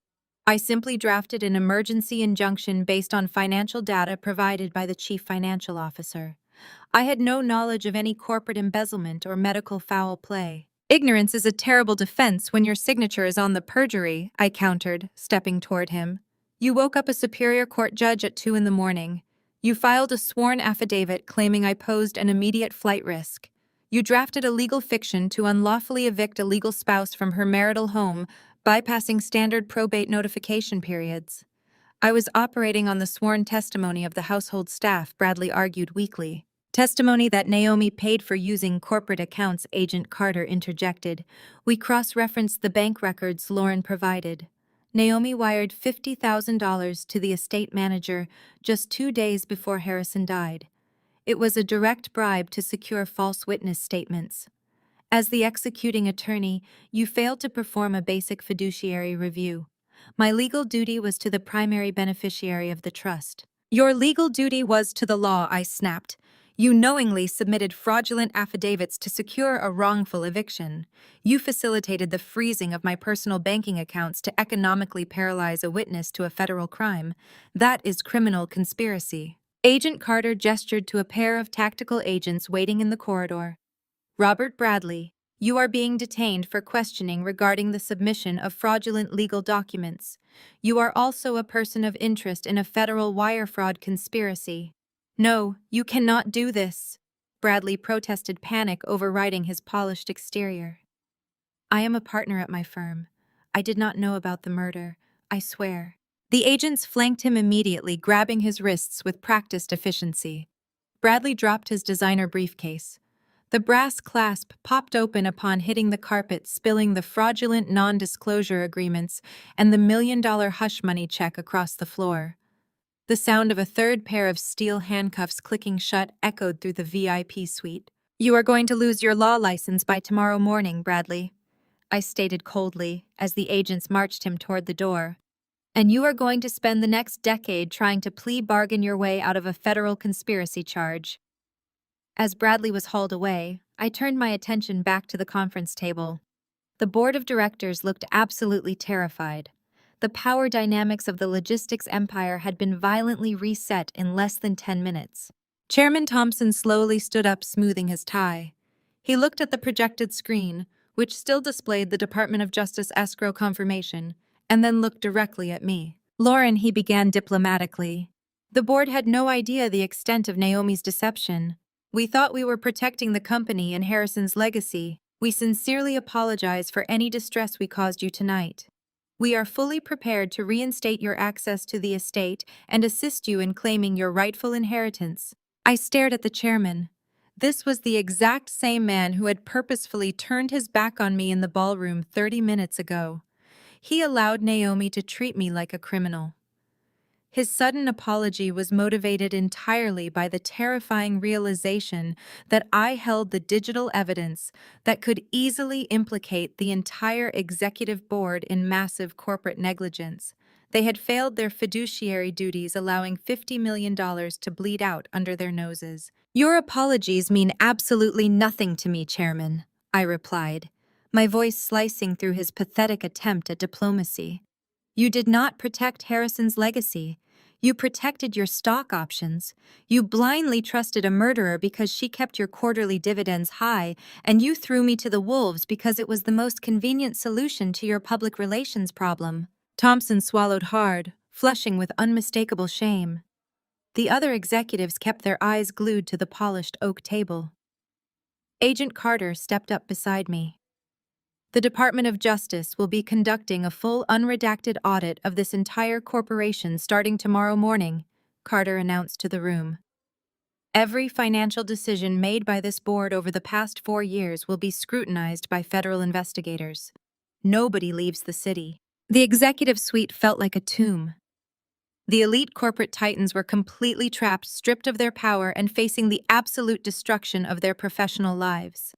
I reached down, grabbed my encrypted laptop, and slid it safely into my leather bag. I had executed my husband's final request flawlessly. The blood money was secured in a federal vault. The murderers were in custody, and the corrupt enablers were facing their own brutal reckoning. I turned my back on the board of directors and walked out of the room. I turned my back on the board of directors and walked out of the room. The heavy mahogany doors clicked shut behind me, sealing the fate of the executives trapped inside with Agent Carter. I walked down the carpeted hallway, feeling the adrenaline slowly recede, replaced by a profound, crystal-clear sense of purpose. I was no longer a victim. I was a survivor who had just detonated a federal explosive under the people who murdered my husband. I stepped back into the grand ballroom. The atmosphere had completely inverted. The string quartet had stopped playing. The low murmur of corporate networking had shattered into a frantic, chaotic buzz. Security guards were stationed at the main exits, and federal agents in windbreakers were directing guests toward the lobby. Word of the dramatic arrests had already rippled through the crowd of hundreds. Everyone knew that Jackson and Naomi had been hauled out in handcuffs. And everyone knew I was the one who orchestrated it. As I walked across the room, the same people who had physically turned their backs on me just an hour ago now stared at me with wide, terrified eyes. The crowd parted for me out of absolute fear. They looked at me as if I possessed the power to destroy their lives with a single keystroke. And considering what I had just done to the chief financial officer, they were absolutely right. Before I could reach the grand marble staircase, a group of Harrison extended relatives intercepted me. These were the aunts, uncles, and cousins who had eagerly consumed Jackson's vicious social media video. They had spent the entire evening treating me like a parasitic disease, refusing to offer a single word of condolence for the man I loved. Aunt Beatrice Harrison, older sister, stepped forward. Her previously haughty expression had completely melted into a mask of desperate performative affection. She reached out her hands, fluttering as if she wanted to embrace me. "Lauren, my goodness!" Beatrice gasped, her voice dripping with artificial warmth. "We are completely in shock. We had absolutely no idea what Jackson and Naomi were doing behind our backs. It is simply horrifying. You must be so traumatized by this entire ordeal." I stopped walking. I did not step back, but I did not allow her to touch me. I simply stared at her outstretched hands until she awkwardly lowered them to her sides. Cousin Gregory, a man who had aggressively lobbied Harrison for investment capital for years, quickly flanked his mother. "Lauren, you have to forgive us," Gregory pleaded, shifting his weight nervously. "Jackson fed us a terrible narrative. He manipulated the entire family into believing you were taking advantage of Harrison. We were just trying to protect my uncle's legacy. You know how much we love you. We are family after all." "Family," I repeated. The word tasted incredibly sour. "Yes, of course," Beatrice chimed in, stepping closer. "We need to stick together right now. The press is going to have a field day with these arrests. We should coordinate a unified public front. Why do you not come back to our estate in Bellevue tonight? We can pour some wine, process this terrible betrayal together, and figure out how to manage the media fallout." I looked at the group of relatives surrounding me. I saw right through their panicked, greedy calculations. They knew the $50 million had been intercepted by the federal government, but they also knew that with Jackson and Naomi heading to prison, I was now the undisputed sole heir to the remainder of Harrison's vast logistics fortune. The very people who had gleefully watched me be evicted into the freezing rain were now terrified they were about to be cut out of the billionaire will. They wanted access to my wealth, and they were willing to use cheap flattery to secure it. "You do not love me, Beatrice?" I stated, my voice echoing with a cold, absolute detachment that made her flinch. "You tolerated me because Harrison forced you to, and the second he died, you happily joined the mob trying to destroy me." "Lauren, please, that is not true," Gregory stammered, raising his hands defensively. "We were victims of Jackson's lies too." "You were not victims," I corrected sharply. "You were volunteers. When Jackson posted that defamatory video this morning, you did not call me to ask for my side of the story. You did not offer me a place to sleep when I was illegally thrown out of my home. You hit the share button. You gossiped with your country club friends. You watched me walk into this ballroom tonight and treated me like a criminal. You chose your side because you thought Jackson held the keys to the corporate vault." Beatrice's face flushed a deep, embarrassed red. "We were confused. We were grieving." "You were greedy," I countered. I took a step forward, forcing Beatrice and Gregory to physically retreat. My grief was real. I spent the last 5 years loving Harrison, caring for him, and fighting for his health.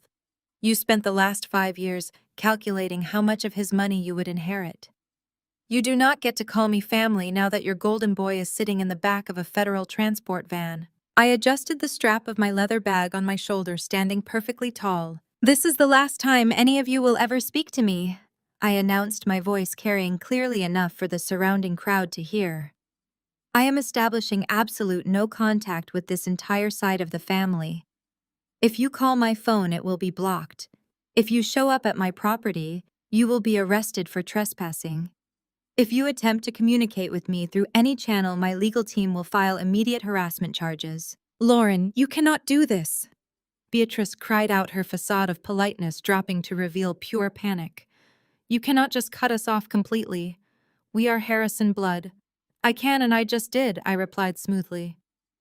Harrison knew exactly who you were. He knew you were parasites. That is why he trusted me to execute his final wishes instead of you. I did not wait for another desperate plea or hollow apology. I walked right past them, descending the grand marble staircase with steady, deliberate steps. I left the sycophants standing in the middle of the ballroom, completely paralyzed by the realization that their access to the logistics empire was permanently severed. They had bet their entire social and financial standing on a pair of murderers, and they had lost everything. As I moved toward the grand lobby doors, I saw other familiar faces trying to catch my eye. Former neighbors, wealthy socialites, and minor shareholders who had snubbed me all evening now offered tentative plastic smiles. They were testing the waters, trying to gauge if I would accept their silent apologies. I did not return a single glance. I kept my chin high, navigating the sea of sudden admirers with the same cold indifference they had shown me in my darkest hour. A concierge opened the heavy brass doors. I stepped out into the Seattle night. The freezing, aggressive rain from the previous night had completely stopped. The sky had cleared, revealing a brilliant, sharp canopy of stars over the city skyline. The crisp, clean air filled my lungs, washing away the suffocating scent of the hotel ballroom. I walked down the quiet, wet pavement. My phone buzzed in my pocket. It was a secure text message from Agent Carter confirming that Naomi and Jackson were officially booked into federal holding, and the escrow transfer was fully verified. The nightmare was truly over. I felt no sudden euphoria. Healing does not happen instantaneously. I had a massive gaping hole in my heart where my husband used to be, and I knew the grief would hit me in terrifying waves over the coming weeks. But as I hailed a cab to take me to a safe, comfortable hotel, I felt an undeniable sense of peace. I had faced the most toxic, manipulative forces in my life, and I had absolutely crushed them. I settled into the back seat of the cab, resting my head against the cool glass. The city lights blurred past, painting the dark interior with flashes of gold and white. I was totally exhausted, yet completely reborn. The war was decisively finished. Now my real journey was finally beginning. The morning after the hotel confrontation broke across national news networks, the spectacular downfall of the logistics empire heirs dominated the financial press. But while the media feasted on the scandalous arrests of Jackson and Naomi, my focus shifted entirely to a much quieter, far more methodical battlefield. I had to navigate the probate courts of Massachusetts to reclaim the clean, legitimate inheritance Harrison had actually intended for me. The emergency injunction Naomi had forged was still technically on the books, effectively locking me out of the Beacon Hill estate and my marital assets. I needed to legally dismantle it and wipe the public slate completely clean. I hired Eleanor Vance, a heavyweight probate litigator renowned for her absolute intolerance of corporate bullying. Unlike Bradley, Eleanor was a legal surgeon. We walked into the Suffolk County Courthouse exactly 3 weeks later. The air inside the courtroom felt heavy with procedural anticipation. The media was barred from entry, leaving only the dull echo of polished mahogany and the stern presence of Judge Harmon. This was the same Judge Bradley had woken up at 2 a.m. to sign the fraudulent eviction order. Judge Harmon was furious, utterly humiliated that his court had been weaponized to facilitate a federal conspiracy. Eleanor presented our case with terrifying precision. She laid out the forensic timeline I had compiled in that freezing motel room. She provided the sworn affidavits from Agent Carter, confirming that the $50 million wire transfer was a secure evidence deposit requested by the Department of Justice, not an act of theft by a desperate widow. Furthermore, Eleanor introduced the actual legally binding will Harrison had drafted and notarized 2 years prior. It was a pristine document untouched by Naomi tampering. The will clearly stipulated that the Beacon Hill estate, the primary checking accounts, and a substantial clean stock portfolio were left entirely to me.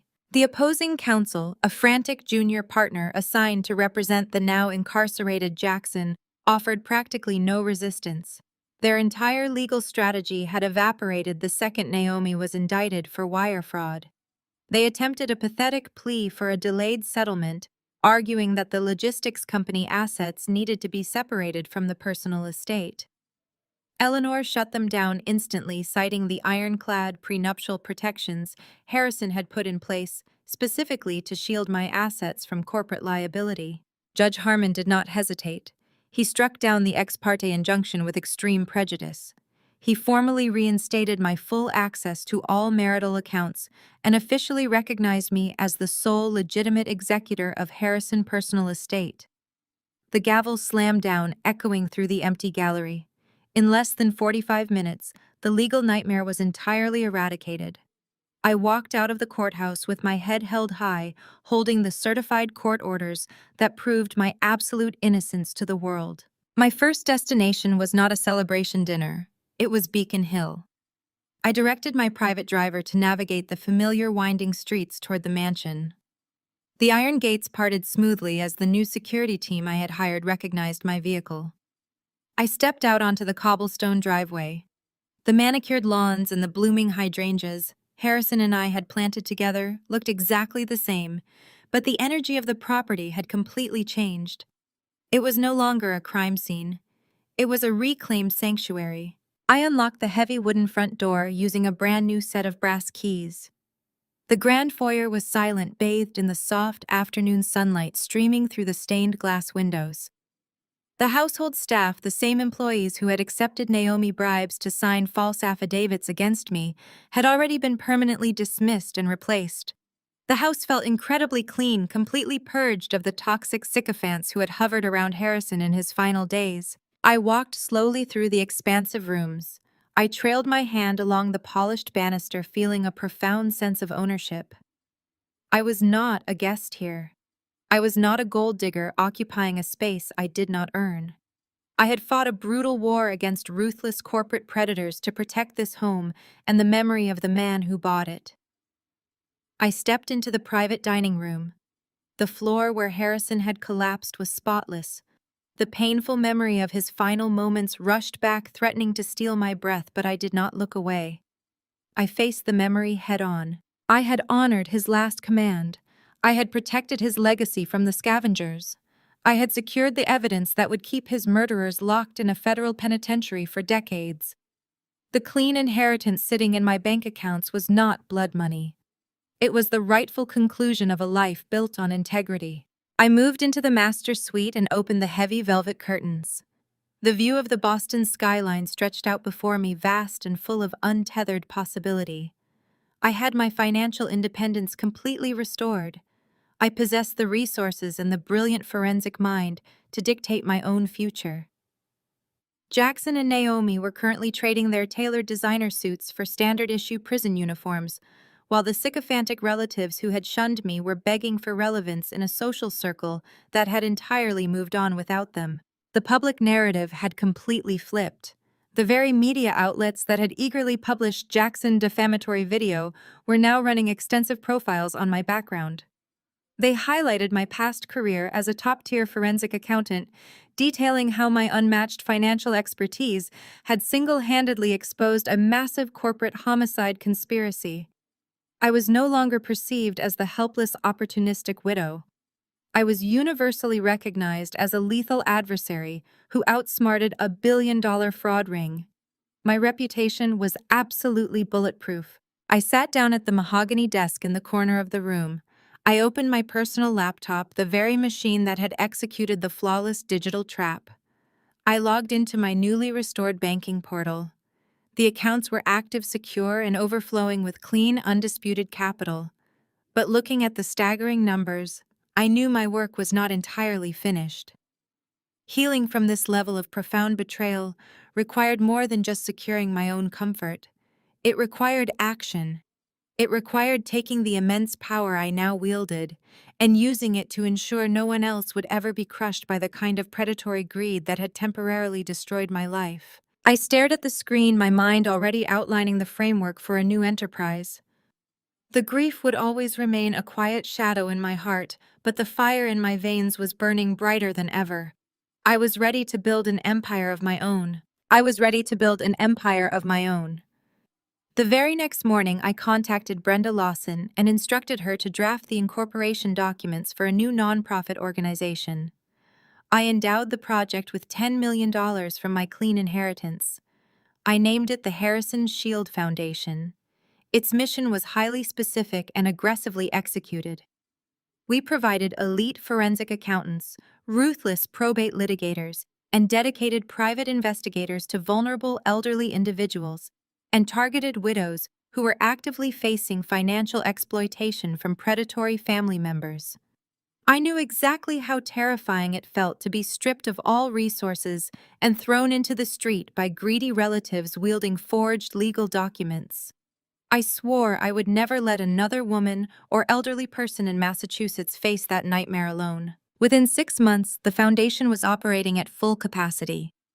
We took on complex cases that standard legal aid clinics simply did not have the financial literacy to prosecute. I personally oversaw the forensic audits. My team dismantled abusive conservatorships, traced stolen retirement funds hidden in offshore cryptocurrency wallets, and dragged arrogant, thieving relatives into federal court. Every time we handed a restored bank account back to a weeping grandmother or secured a permanent restraining order for a terrified widow, I felt another fracture in my own grieving heart mend. I was using the very skills that saved my life to become an unbreakable shield for others in desperate need. While my new life flourished, the architects of my misery faced their absolute ruin. The federal trial of Jackson and Naomi concluded swiftly. Agent Carter had built an impenetrable case using the digital roadmap I provided. Faced with the overwhelming evidence from the Department of Justice escrow trap and the Belizean money trail, their high-priced defense attorneys advised them to accept a plea deal. Naomi was sentenced to 25 years in federal prison for wire fraud and conspiracy to commit murder. Jackson received 20 years as a willing accomplice and co-conspirator. The logistics empire purged them from its history, completely rebranding under new leadership to survive the public relations nightmare. Bradley, the slick probate lawyer who had tried to intimidate me, was permanently disbarred and indicted for his role in the fraudulent eviction. As for the extended relatives who had shunned me in that grand hotel ballroom, they vanished into total obscurity. My strict no-contact order remained a flawless, impenetrable wall. Occasionally, I would see an email from Aunt Beatrice or Cousin Gregory trapped in my spam folder begging for a meeting or a small loan to cover their mounting debts. I deleted them without reading past the subject lines. They had gambled their loyalty on toxic greed, and they were paying the ultimate price with total social and financial irrelevance. A year to the day after Harrison passed away, I drove to Mount Auburn Cemetery. The sharp, biting cold of that terrible Seattle night was a distant memory, replaced by the gentle warmth of a bright, clear Boston spring. The sprawling cemetery was quiet, filled with the soft rustle of ancient oak trees and the distant chirping of robins. I walked down the manicured stone path, my heels clicking softly against the pavement, until I reached his resting place. The polished granite headstone gleamed beautifully in the afternoon sunlight. I knelt and placed a fresh bouquet of white hydrangeas at the base of the stone. They were the exact same flowers we had planted together in the front yard of our Beacon Hill home. I traced the engraved letters of his name with my fingertips. "We did it, Harrison."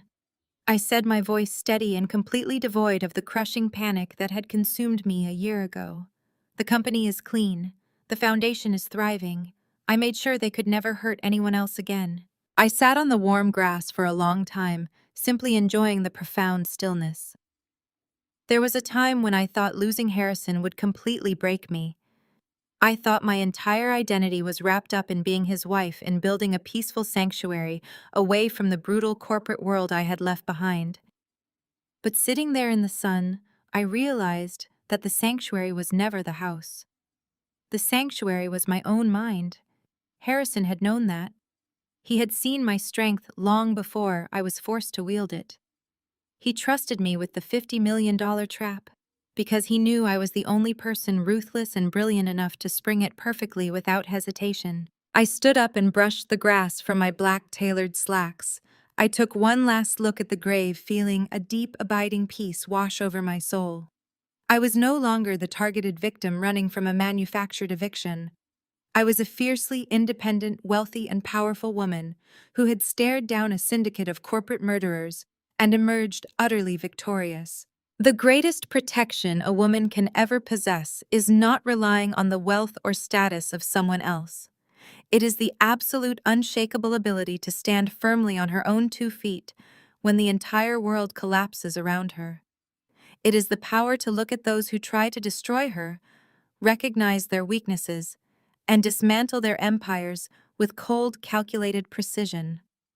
I slowly walked back down the long stone path toward my waiting luxury car, confidently stepping out of the dark shadows of the cemetery and directly into the brilliant sunlit future I had secured for myself.